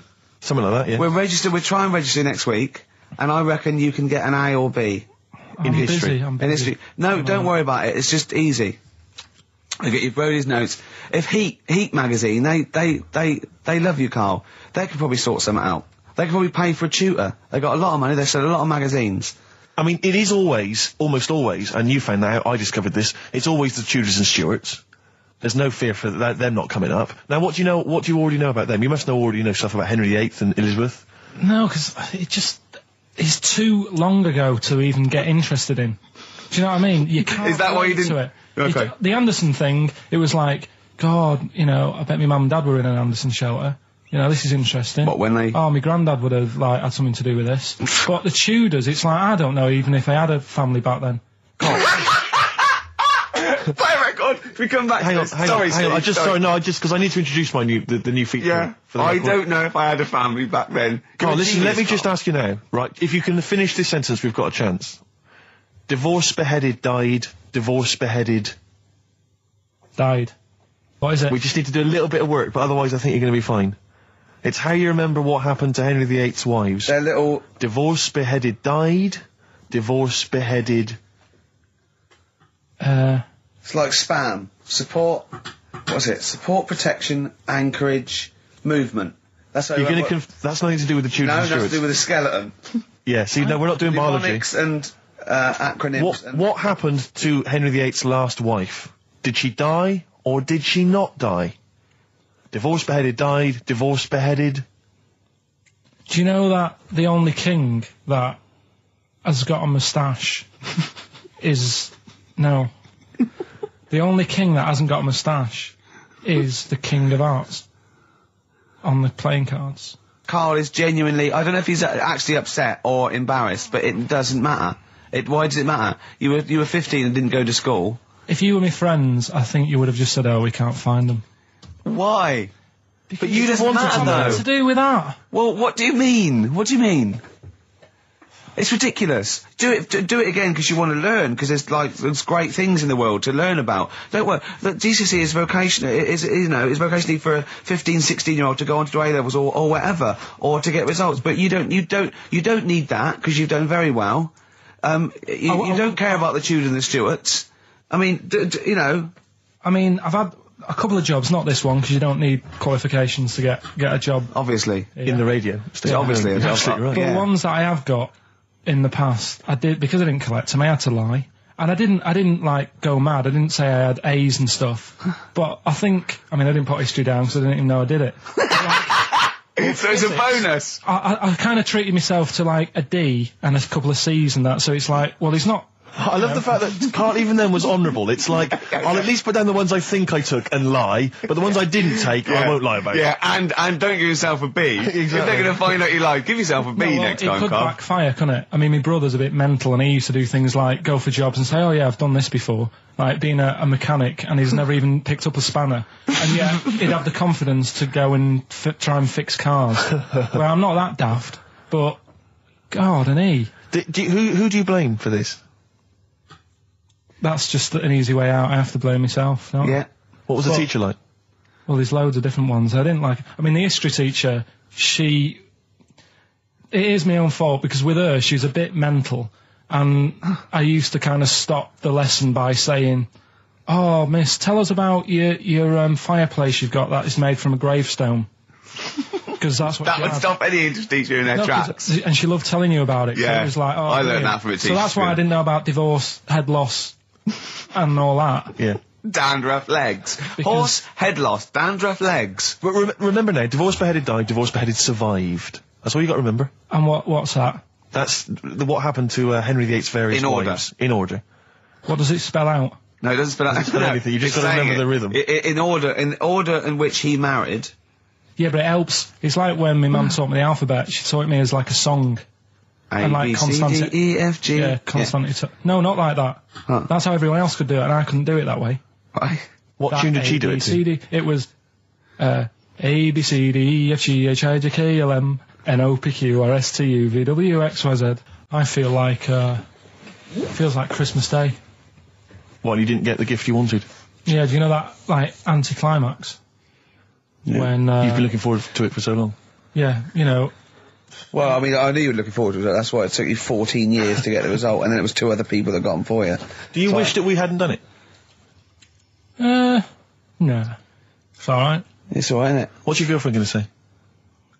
I don't think I'll see her again. She likes a man who knows about the Tudors and Stuarts, does she? Yeah, first Gladiator, then the... Yeah, you've been bluffing. Whenever she said, where did you go to Studios? You go, good. Like, lots of things, but look, it's a bird. What happened to Henry VIII's last wife? Oh, I wouldn't... oh, yeah. Oh, look, Friends is on telly. Friends is on. No, I just changed the subject by saying things like, about the only king in a pack of cards.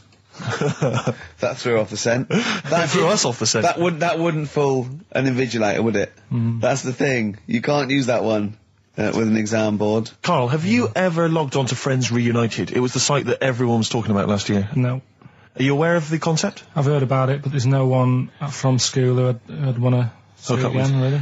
So basically, for those that don't know, you have to log on to his website, and then you can it helps you track down your old schoolmates if they've also logged on and stuff. And we took the liberty, really, of looking on the Friends Reunited site and typing in your school and trying to track down any of your old mates. We didn't get in touch with any of them, don't worry. We didn't do that. We're not going to surprise you with them now. No. But I was just interested to know, like, some of your thoughts on some of the names that I could run past you. I mean, these are people from your year. Just tell me if you recognise the names. Sarah Morris? God, yeah. Remember her? Go on, you're grinning, what's the thought? Go on. No, just, she was alright, she was a popular one. What does that mean? She was nice. Yeah. Okay, what about, Darren Buckley? He was one of my best mates. Was he really? Yeah. Seriously? Yeah. What do you reckon he's doing now? Do you still keep in touch? When my mum and dad were still in Manchester and they had a butty shop, he used to go in because the bookies was next door. I know the way you paint a picture. If you did this in your history exam, Carl, you will walk it. Go on, so your parents had a butty shop, there was a bookies next door? Yeah, and he liked having a bit of a gamble, so he used to, I think he works for some insurance company. Do you think that his fiancée Beth knows he's got a gambling problem? Or that his 2-year-old son Lewis? No. Yeah, they live in Cheadle Holme. Cheadle Hume. He must be doing well. He's still supporting the Blue Army and frequents the shrine on a fortnightly basis. Funny thing with him is, right, when I used to stay over at his house, and his dad was a copper, and I remember his dad came down and said, right, I want to see you two. I thought, oh God, what's happened? And got us round the table. And he said, do you know much about drugs? So we were like, what's all this about? So he goes, they're not good for anyone, the stupid thing to get into. And we're like, yeah, we know. And he went, you know, do you? We said, yeah. He said, what's this then? And he'd found something in his bedroom, and it was a Skittle. What, the sweet? Do you know little sweets with the S on it? And oh, really? Drugs. Yeah. So he said, well, yeah, it's a Skittle. Yeah, I know what it is. Oh, he was bluffing like that as a slang word. Yeah, he thought because he was a copper, he probably had to be down with all the terms and that. So we said, oh, it's a Skittle. And he said, yeah, I know what it is, but what's it doing in your bedroom? Oh. And it was like, no, it's a toffee. So, Darren, yeah, I know, it's a toffee, it's a squib, it's a, yeah. Carl, more people from your past. Debbie Carr? Yeah, she was another nice one. What does that mean? Is that a euphemism? No, she was one of them that you'd sort of go, she's nice, but she'd never be your girlfriend. Do you know what I mean? She was, not really. Even though she was in the same year, she seemed a lot older.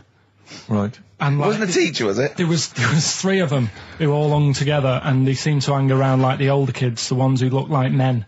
Do you know what I mean? What did you look like then? Well, it's just that I had youthful sort of looks, whereas like the older ones had like beards and stuff. It's the gang of boys in the 5th form with beards. Were they smoking pipes? Come over here, me filly. Oi, Debbie Carr, come over here, you little beauty. No, but she was like... I love that. Hanging around with beards. There's the big boys. Oh, fishing. That's lovely beards. What do you I mean? just see a whole row of George Bernard Shaws. Brilliant. How do you do in history, boy? Yeah. Think on E. You're an idiot. They were like, I'd be there sort of punching people in the arm, 'cause he used to Oh, play yeah. that Oh, that's a skill. great game. Oh, I love that, punch people in the arm. Is that part of the Olympics now? it's I think it was exhibition this year. Right. But It's going to be a pro next year. It's going to be the Winter Olympics because you've got to do it in just a cap sleeve shirt Sure. in winter. Yeah. So you're playing that? She, but whilst I But was she didn't doing appreciate that. She used to go, ow!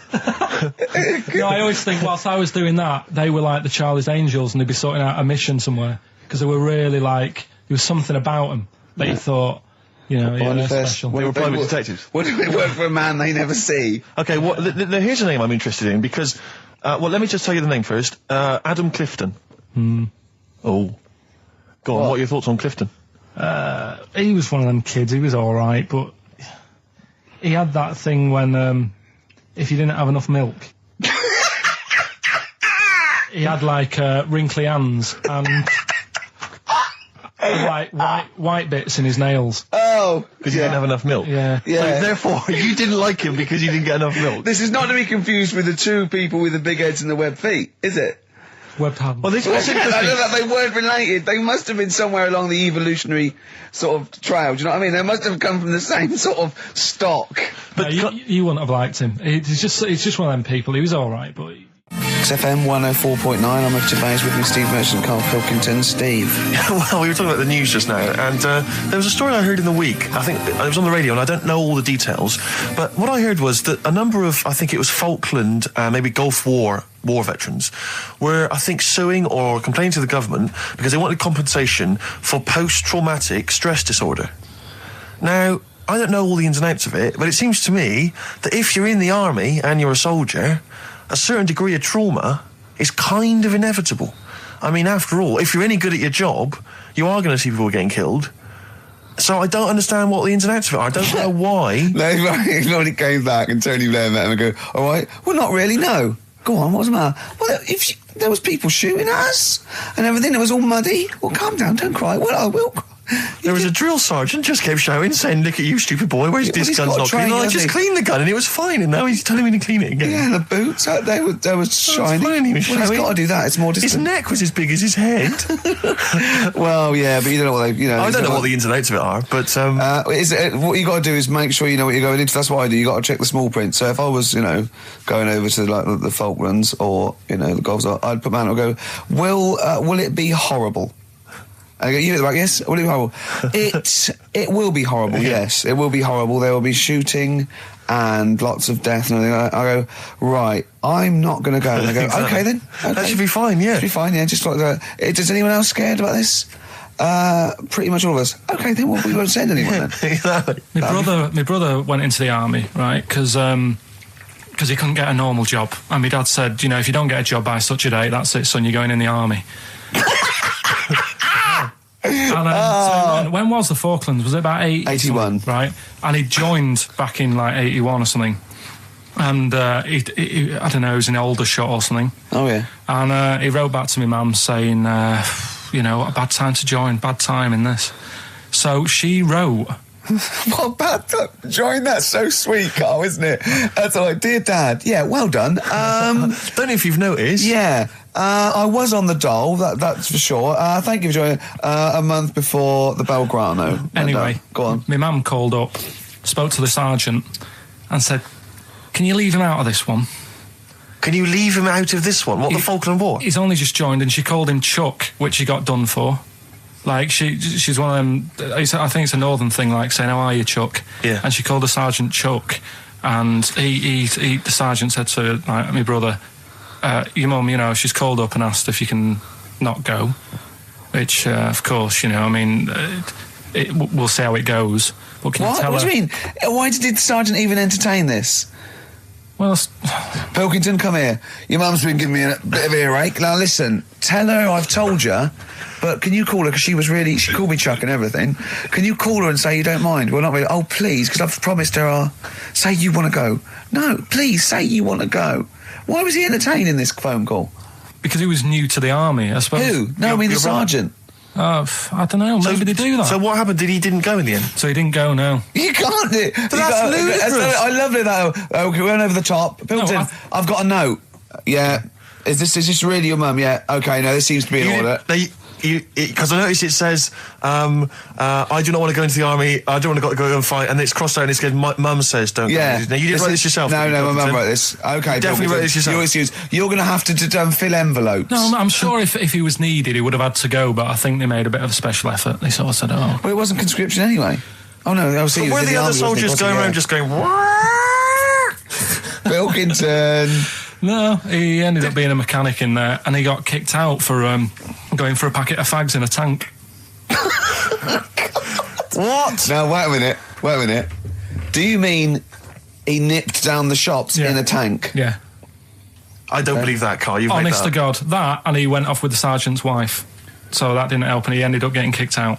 Sorry, your brother's a genius. I love this. First of all, he gets a call from his mum, go and let him up, and he goes, oh, God. Then he goes, where's Pilkington? His mum's on the phone. Where is he? He's near your house, Sergeant. Near my house? Well, why is... No reason. Well, when he comes back, when he's finished, tell him his mum called. And can he get me a packet of fags? Tell him to walk this time. Wow. This is ludicrous. So the sergeant found out that he was sleeping with his wife? Yeah, I don't know. I mean, Did your mum phone up and say, let him off? Let him off this time. Can he... Yeah. That's fantastic. But he misses it. I mean, I haven't seen him for about 11 years. But ever since he came out, he's just kept getting into trouble and that. And the army, people slag it off. But I think if you're a certain type of person, it's good for you. It didn't straight him out, did it? No. He was going down the shops in a tank, he was shagging someone behind their back. It's really weird. It's like back then, he was like a proper adult and he had a house and he collected crystal with his wife and that. And now, he hasn't got any of that. Has he got the wife? No. Has he got the crystal? Don't think he has. And he hasn't got a house. Seriously, I haven't seen him for about 11 or 12 years. I haven't even spoken to him. Carl's stories always start off nice and funny, and then they just leave me empty and slightly depressed. I don't know whether to hug him or shoot him, put him out of his misery. Can we take Carl to the... phone in if you think I should take Carl to the vets and have him put down, because it's just too stressful. Look at Carl. I love that look at Carl. Carl is looking back and forth. You know when you sort of you go to a cat and it looks back and forth between two people? That's very much like Carl's looking at us now. Or when, like, a child sees a midget or something in the street. They're just transfixed, aren't they? And the parents go, don't stare. When we were pushing Ash, as our producer's in a wheelchair, and we were pushing him through the He's not a midget, we should make that. No, he's not a little midget. He's not tall. But we were pushing him through the VC, and this little kid just came up and just stood in front of him and looked at him. Yeah. I just laughed. It was funny. Do you do that? I imagine you get caught staring at things. Do you go up to people with problems and go, Mummy, is that a monster? Well, I was telling you one about when I used to go with my dad in the taxi. Oh, yeah. Tell us this story. Well, your father was a taxi driver? My dad he had loads of jobs, which he did back then, and they don't do that anymore, do they, people? They don't have variety loads of of stuff. Sure. But at one point, he had a black cab, and I used to go with him. Used to get a beer crate and put it in the front of the black cab, and sort of sit just next to the meter. And anyway, we got this call, and the guy on the end of the radio said, "Oh, you've got your son with you, haven't you?" So he said, "Yeah." So it's just like, we've got to pick up at number 11 Village Lane or whatever. And he said, all right. And it was this woman. It was like a woman version of the Elephant Man. Wow, the Elephant Woman. Yeah, it looked like... it was really strange because I was in the front of the cab, and when you're a kid, if something looks odd, you're a bit scared of it, aren't you? Yeah. And my dad was like, look, be all right.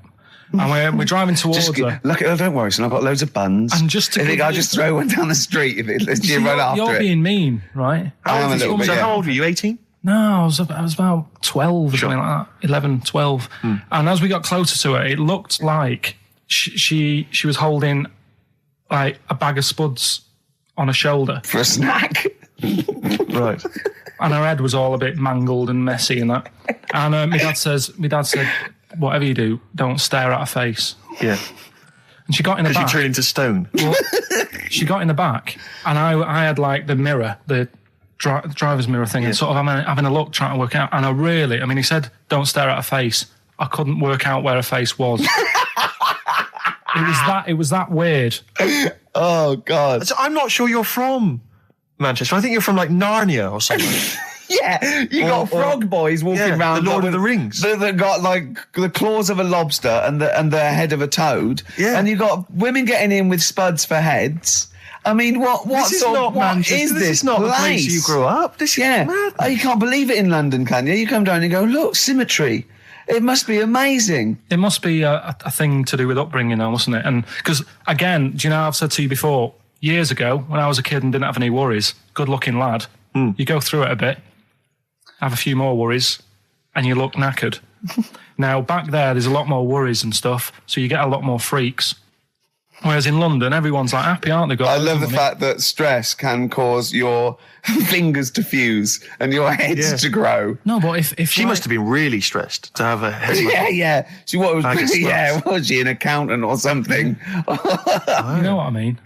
But what did she do? What did she say? Where was she going, by the way? She couldn't speak. London Zoo, please.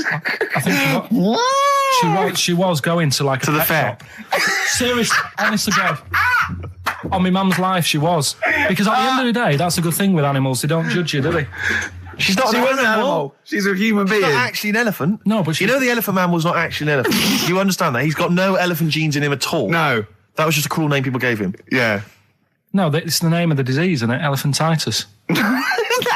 Look, so listen. So this woman, why was she going to a pet shop? She was going to a pet shop. To find a husband. Is this true? No, it is true, yeah. Oh, God. I'm not taking the mickey because it must be so really bad for you. Of course it is. Carl, I'm going on to you today about cutting myself shaving. Yeah. I was going on about that. To think that she's probably not alive now, but to think...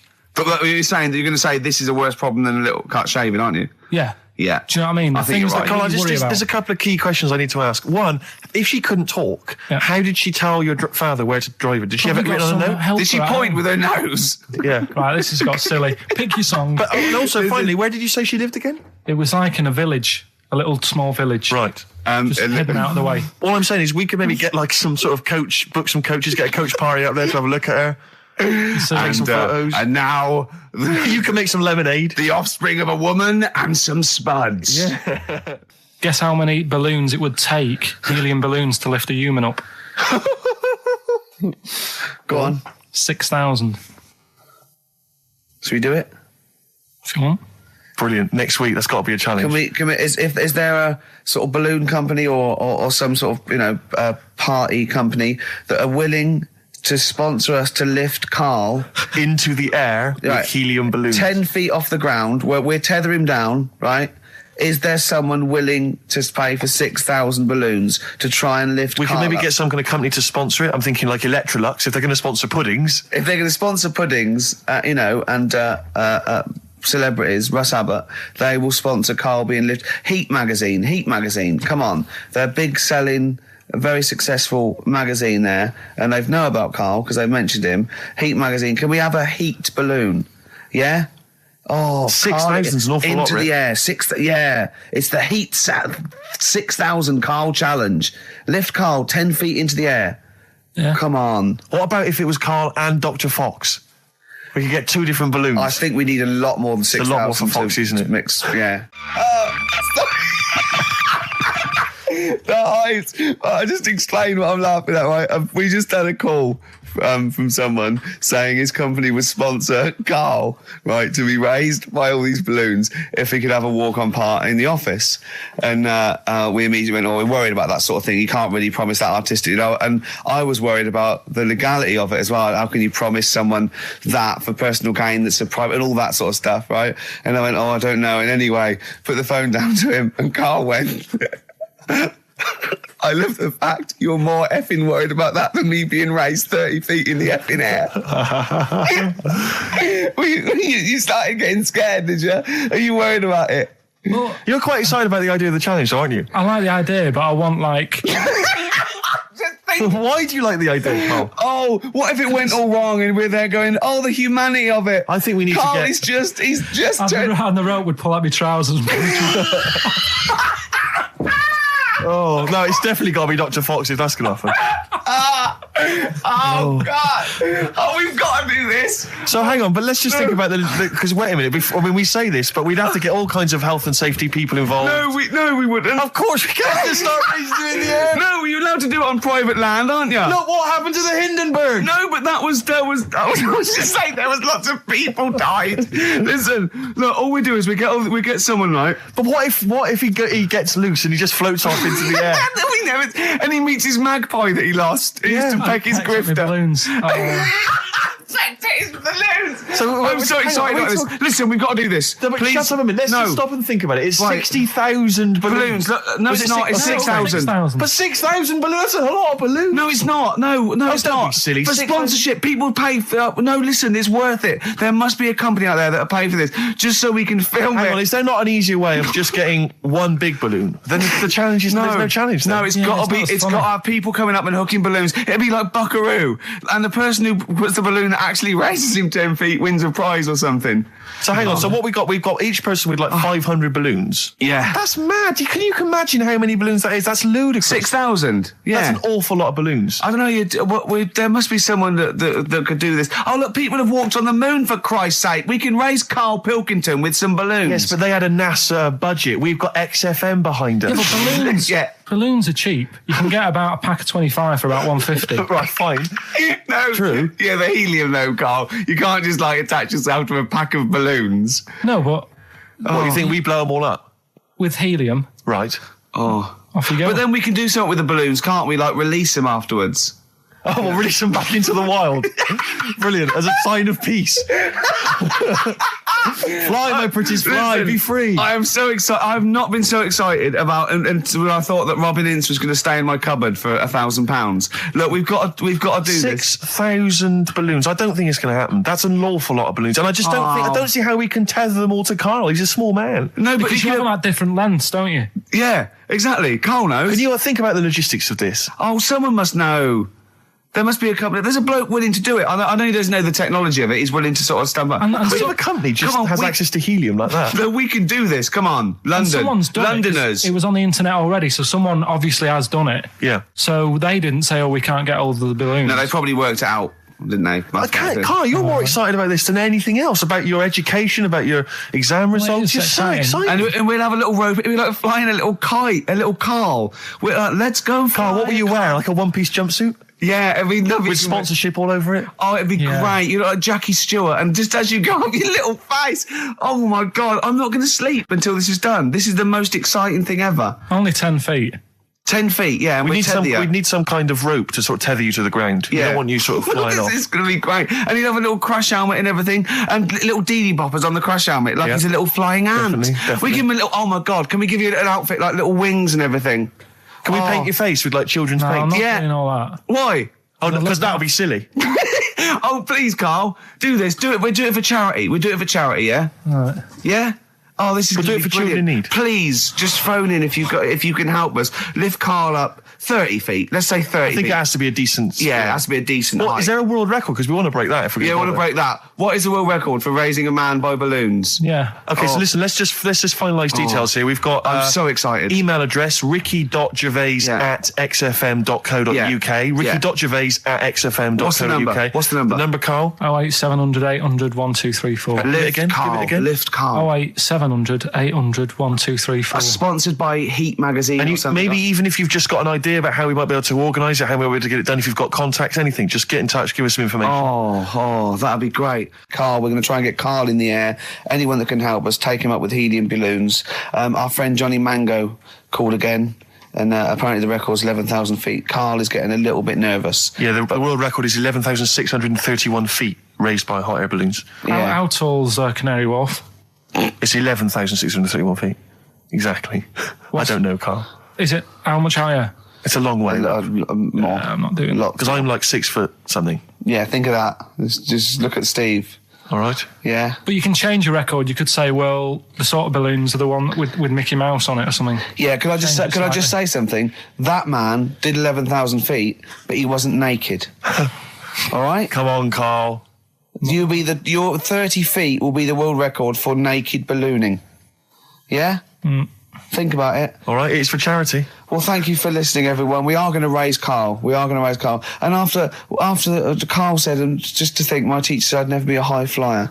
So this is your chance, Karl, to shine, to fly. So it'll be brilliant. I noticed the other day when Karl was sitting on your knee having his picture taken. It's a long story, right? He's got a completely spherical head. It's slightly too small. I'm not being funny because, I mean, I'm not perfect.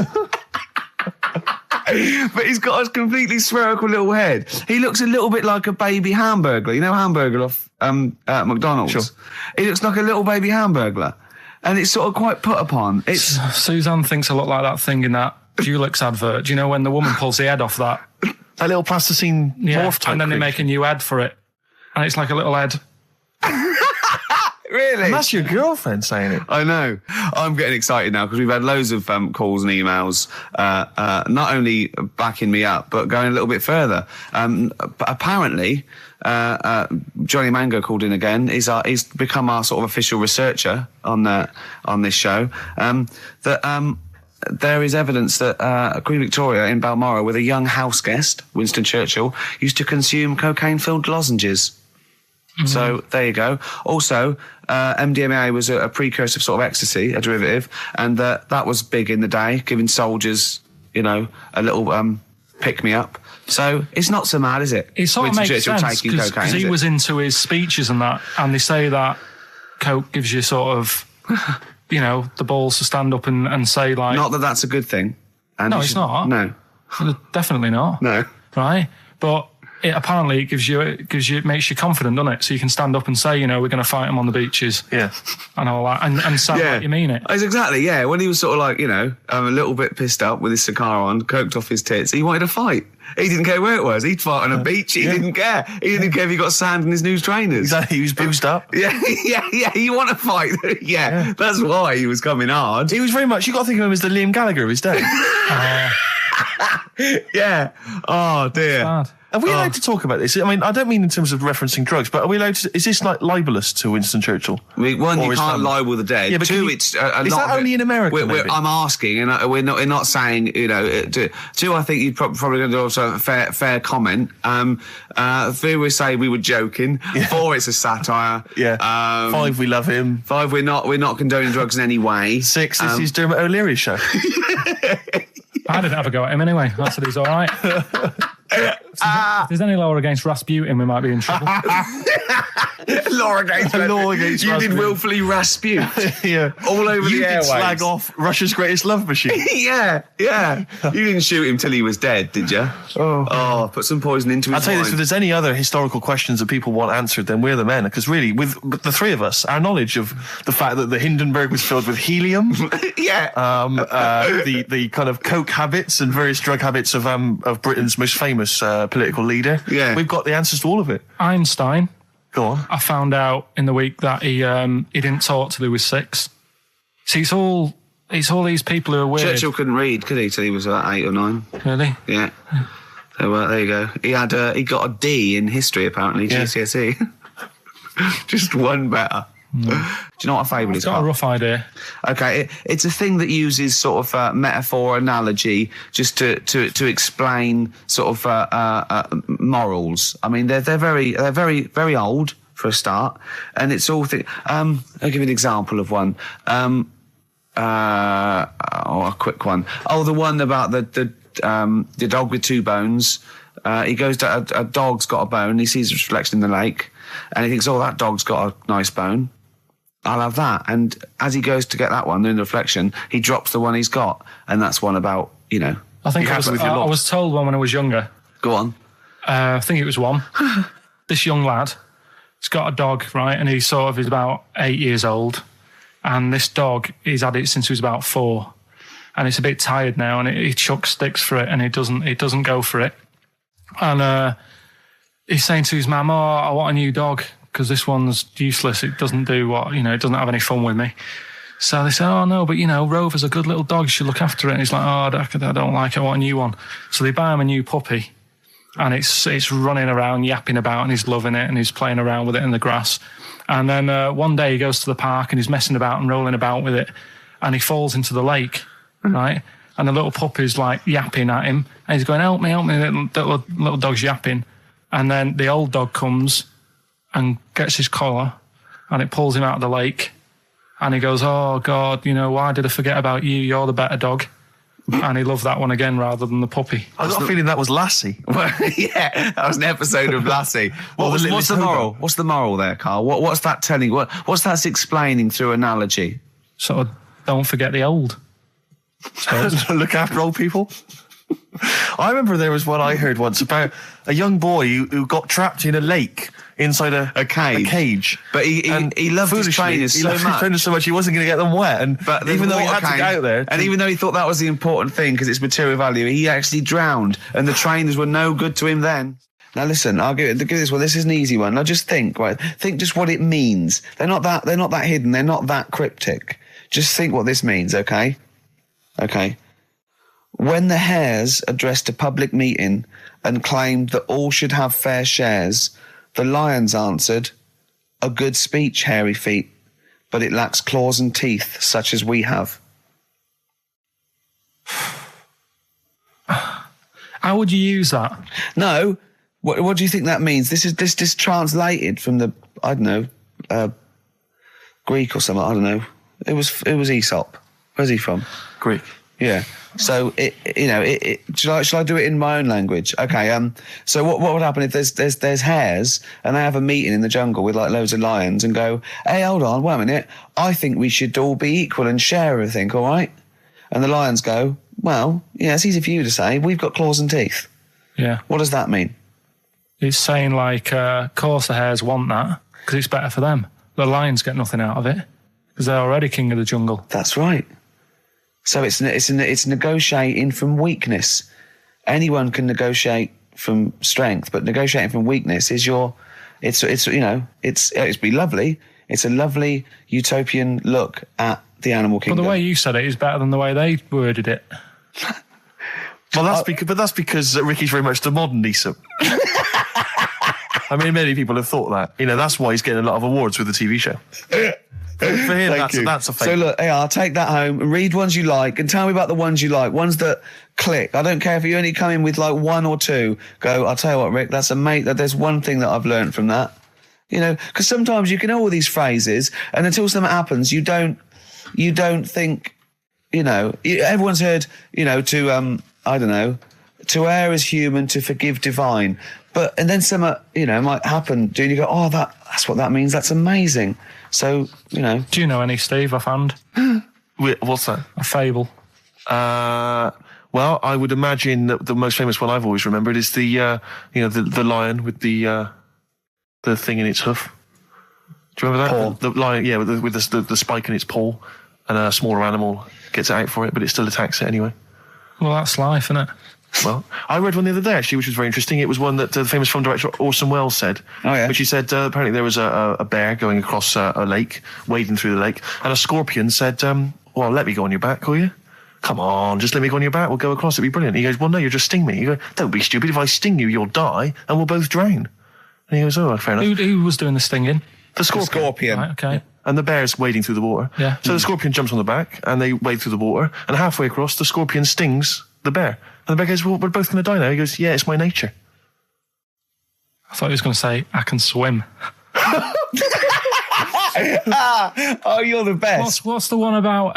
Does that mean anything to you? It's my nature, i.e., that's in my nature. That's the way it is. That's what I do. Yeah, I'm a scorpion. Yeah, one of my favourite ones. These don't mean anything to you, do they? I mean, what I'm saying is you're not impressed by them. They're all right. What about this? What about this one? Don't trust bears. Here's one of my favourites. What? He said, well, why not just say, don't trust bears? The bear's the one that was too trustworthy. Don't trust scorpions. Yeah. Right. Here's one of my favourite ones of all time, okay? A lion is dying. It's an old lion. He's in the front of his cave, and all the animals come around, like the foxes and the hyenas and the rabbits, and they're all taking the piss out of him, and they're laughing at him, and they're laughing and going, you can't fight us now, kind of. And just before he dies, he goes, fine, but I was a lion once. What does that mean? Don't know. Well, he's saying it's better to have lived and had what I had, because I was great, if only for a short time, and you lot are still alive, but you're nothing. You're rabbits and hares. I was a lion once, so I'm Are they happy. always using animals for these stories? Well, yeah, I could change it to refrigerators and household appliances if it would make it help, but animals, I remember the one about being ill a lot, and you say something about go on. If you keep doing that, if you keep having time off, well, I won't believe you. That's the boy who cried wolf. Is Yeah. that right? Yeah. Do you know that one? Have you heard the famous one? This is probably the most powerful one. When you're pulling a face, and they say, well, if you Wind keep doing that, the wind changes. I've You'll heard stay that. like that. Because that's scientifically proven. That is. That can happen. That can happen. Should we have hip hop hooray? Yeah. Are you queued up for that? No, but go on, you... Carl, sort it out, mate. I was going to...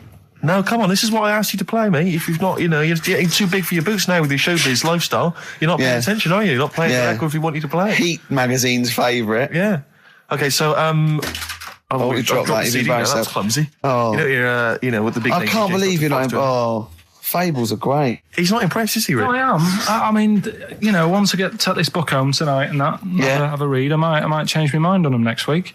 You're coming all stressed. I'm not impressed with the ones you've been talking about, I must admit. Okay. Yeah, Rick, I don't know, I just wanted to bring your attention to this. Someone passed this on to me. It's from the Guardian's media website. There has a sort of website that's dedicated to kind of media information. Is this about our complaint? Well, the headline is Comedian Rapped Over Radio Innuendo. Right. Jessica Hodgson has written the article. Are you familiar with this? Have you seen Well, this? be careful now, because we actually got a complaint, and people don't know this, we got a complaint upheld, and Well, all of this we're very sorry. We didn't mean to offend, and it was a while ago, so we are going to be very careful. Carl's getting very nervous. We're just going to read out. We're not going to editorialise, Carl. We're just going to read out what the Guardian printed about us. All right? Okay. Comedian Ricky Gervais has had a dressing down from a broadcasting watchdog for his repeated use of the word cock in a lunchtime radio show. That's all right. That's what it says. Fine, Carl. that's what He's not going to say it again. He's not. Yeah. Go on. Imagine this is the news and I'm reading it. Yeah. The Broadcasting Standards Commission upheld a complaint against the comedian for coarse sexual innuendo in the programme on London station XFM. The Commission acknowledged that the presenter's remarks were intended to be humorous, but took the view that the amount and detail of the coarse sexual innuendo had exceeded acceptable boundaries for broadcast, said the BSC in a statement. The complaint objected to a section in the Comics Saturday afternoon show when he discussed the different meanings of the word cock. Gervais wondered aloud whether the word was acceptable when discussing birds, but not the male sexual organ. A BSC spokesman said the comedian went on and on about it for nearly 5 minutes. XFM, a self-styled alternative radio station, said in its defence that its remit was to provide cutting-edge programmes for a youth audience. The station said the programme's brief was to include elements of alternative comedy within certain shows that would not fit within a more mainstream radio station format. In this particular show, it was not the presenter's intention to shock when they took a humorous look at how the English language could be construed in different ways within different contexts. Gervais, whose big break was on Channel 4's 11 o'clock show, has shot to household status through the portrayal of David Brent, the middle manager from hell in BBC Two's cult show The Office. Just in case you didn't know who I was talking about. Yeah, he's a household name, but they just thought you might not have clarify. heard of him, but he is a household name. Now, that's good. That's good reporting, and they're quite right about it. And just to remind people, it was when Steve said the only bird that hasn't got a penis is the swan, and I went on about the male bird being called the cock, but I couldn't use that to mean, and it was childish. But what annoys me is, I'm sure I've heard things on like Radio 1 like that. Oh, what's what's her name in the morning? Sarah Cox. Yeah, and as there's a DJ like Carl Cox. Yeah, so you got Carl. What's the matter? I'm just saying. You're just saying there's a pair of DJs on. Yeah, but we've done this. And what are you talking about? We're just talking about names. They're just saying the names. Now, I love cocks in the morning. You're a big fan of cocks. And at night. What's the matter with you? Come on, Carl. All right, we've taken it. Have you actually been rapped over this? No, I don't know what. Have you that had a means. dressing down? No. When did that happen? I don't know. I was meant to tell you, and I never got round to it. Okay, thanks then. So don't do it again. And just remembered recently, actually, I was on a train coming back from hometown Bristol. And I was on the train, and this girl walks on, good-looking girl. I thought, hey, a largely empty carriage. I'm thinking, my luck's in. Because I take every opportunity, Carl. That's the thing about me. I don't choose. She was a good-looking girl. She sat down. I thought, she sat down right near me. I thought, brilliant. As this guy comes up behind her, and says, I think it's probably a boyfriend or something, sits down next to her. And I listened in on the conversation, obviously, because I'm pretending to read. It was very clever. I read the same page for hours. So I was pretending to listen. I was listening, but pretending to read. And I realised that it's not her boyfriend or anything. It's just some guy she's met on the platform. And I'm thinking, brilliant. If she's the kind of girl who's just going to start talking to someone, on a platform, on a train, brilliant. I'm going to be in here. Because he was only going one stop. So I'm thinking, what's the worst that can happen? He'll nick off. I'll get chatting to her. And who knows? I could join the... is there a train equivalent? Foot High Club. The Foot High Club, brilliant. And so I'm excited, I'm listening in. And it turns out that they're both kind of graduates. They've just finished university, or they're coming to their finals or something. And they're chatting away, and he's making a couple of witticisms, and she's kind of tittering at his jokes. I'm thinking, well, I'll tell you this, if she's laughing at this kind of material, I am going to blow her away, with my kind of anecdotes and wry observations, It was weak stuff, I got to be honest. Really? He was coming out with nothing. He was running on empty, as far as I'm concerned. Yeah. And she was loving it. So I'm thinking, brilliant, I'm going to be right in here.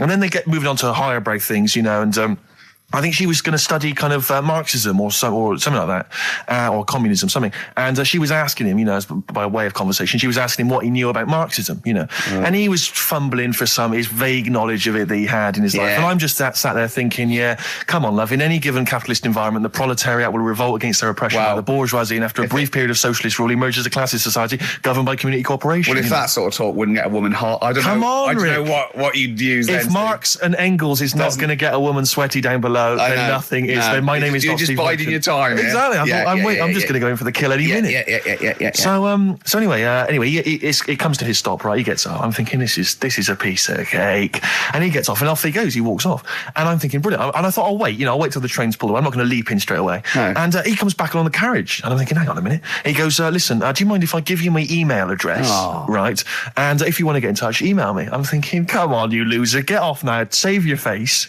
please, before it's too much. And she accepts the email address because she obviously doesn't want to hurt his feelings, whatever. I'm thinking, fair enough. She's a good woman. I'm liking her. I'm loving her. I'm thinking that's my kind of girl. So anyway, he gets off. I'm sat there, the train pulls away. I'm thinking, I'll wait a few minutes, I'll just, give it some time. Her phone rings. It's her friend on the phone. And she starts saying, and I was listening in, and she was going, just met a guy on the train. I'm thinking, that's true enough. She goes, he was a good-looking guy. I thought, you're having a laugh, love. To be honest. Because I was looking at him, and she said to her friend, he looks a bit like tennis player Boris Becker. I thought, you should be so lucky, frankly, because I saw him. He had awful facial hair, if that's what makes him look like Boris Becker. Terrible little goatee beard. It was laughable. I thought, I don't know. And then she goes to thing, and she's like, I met him, we got chatting and stuff, and she was going, it's not often that you meet someone, generally in life, who's, kind of thoughtful and intelligent and funny. I thought to myself, I'm not even going to waste my time with you, love. Frankly, if that's what you thought of him. You just walked away. And I'll be honest with you, I didn't even bother talking to her. No, you were just didn't even waste it. my time with her. If she thinks that bloke is not only great looking, funny, but funny and intelligent, and she got on well, and he was polite, and it was a chance meeting, and he thought, and she thought that you were like a freaky looking dork who didn't even have the nerve to speak. That is what she thinks, then I don't want to know her. I couldn't. You walked away, and good luck to you. And I have my dignity intact. Yes, and she's nothing.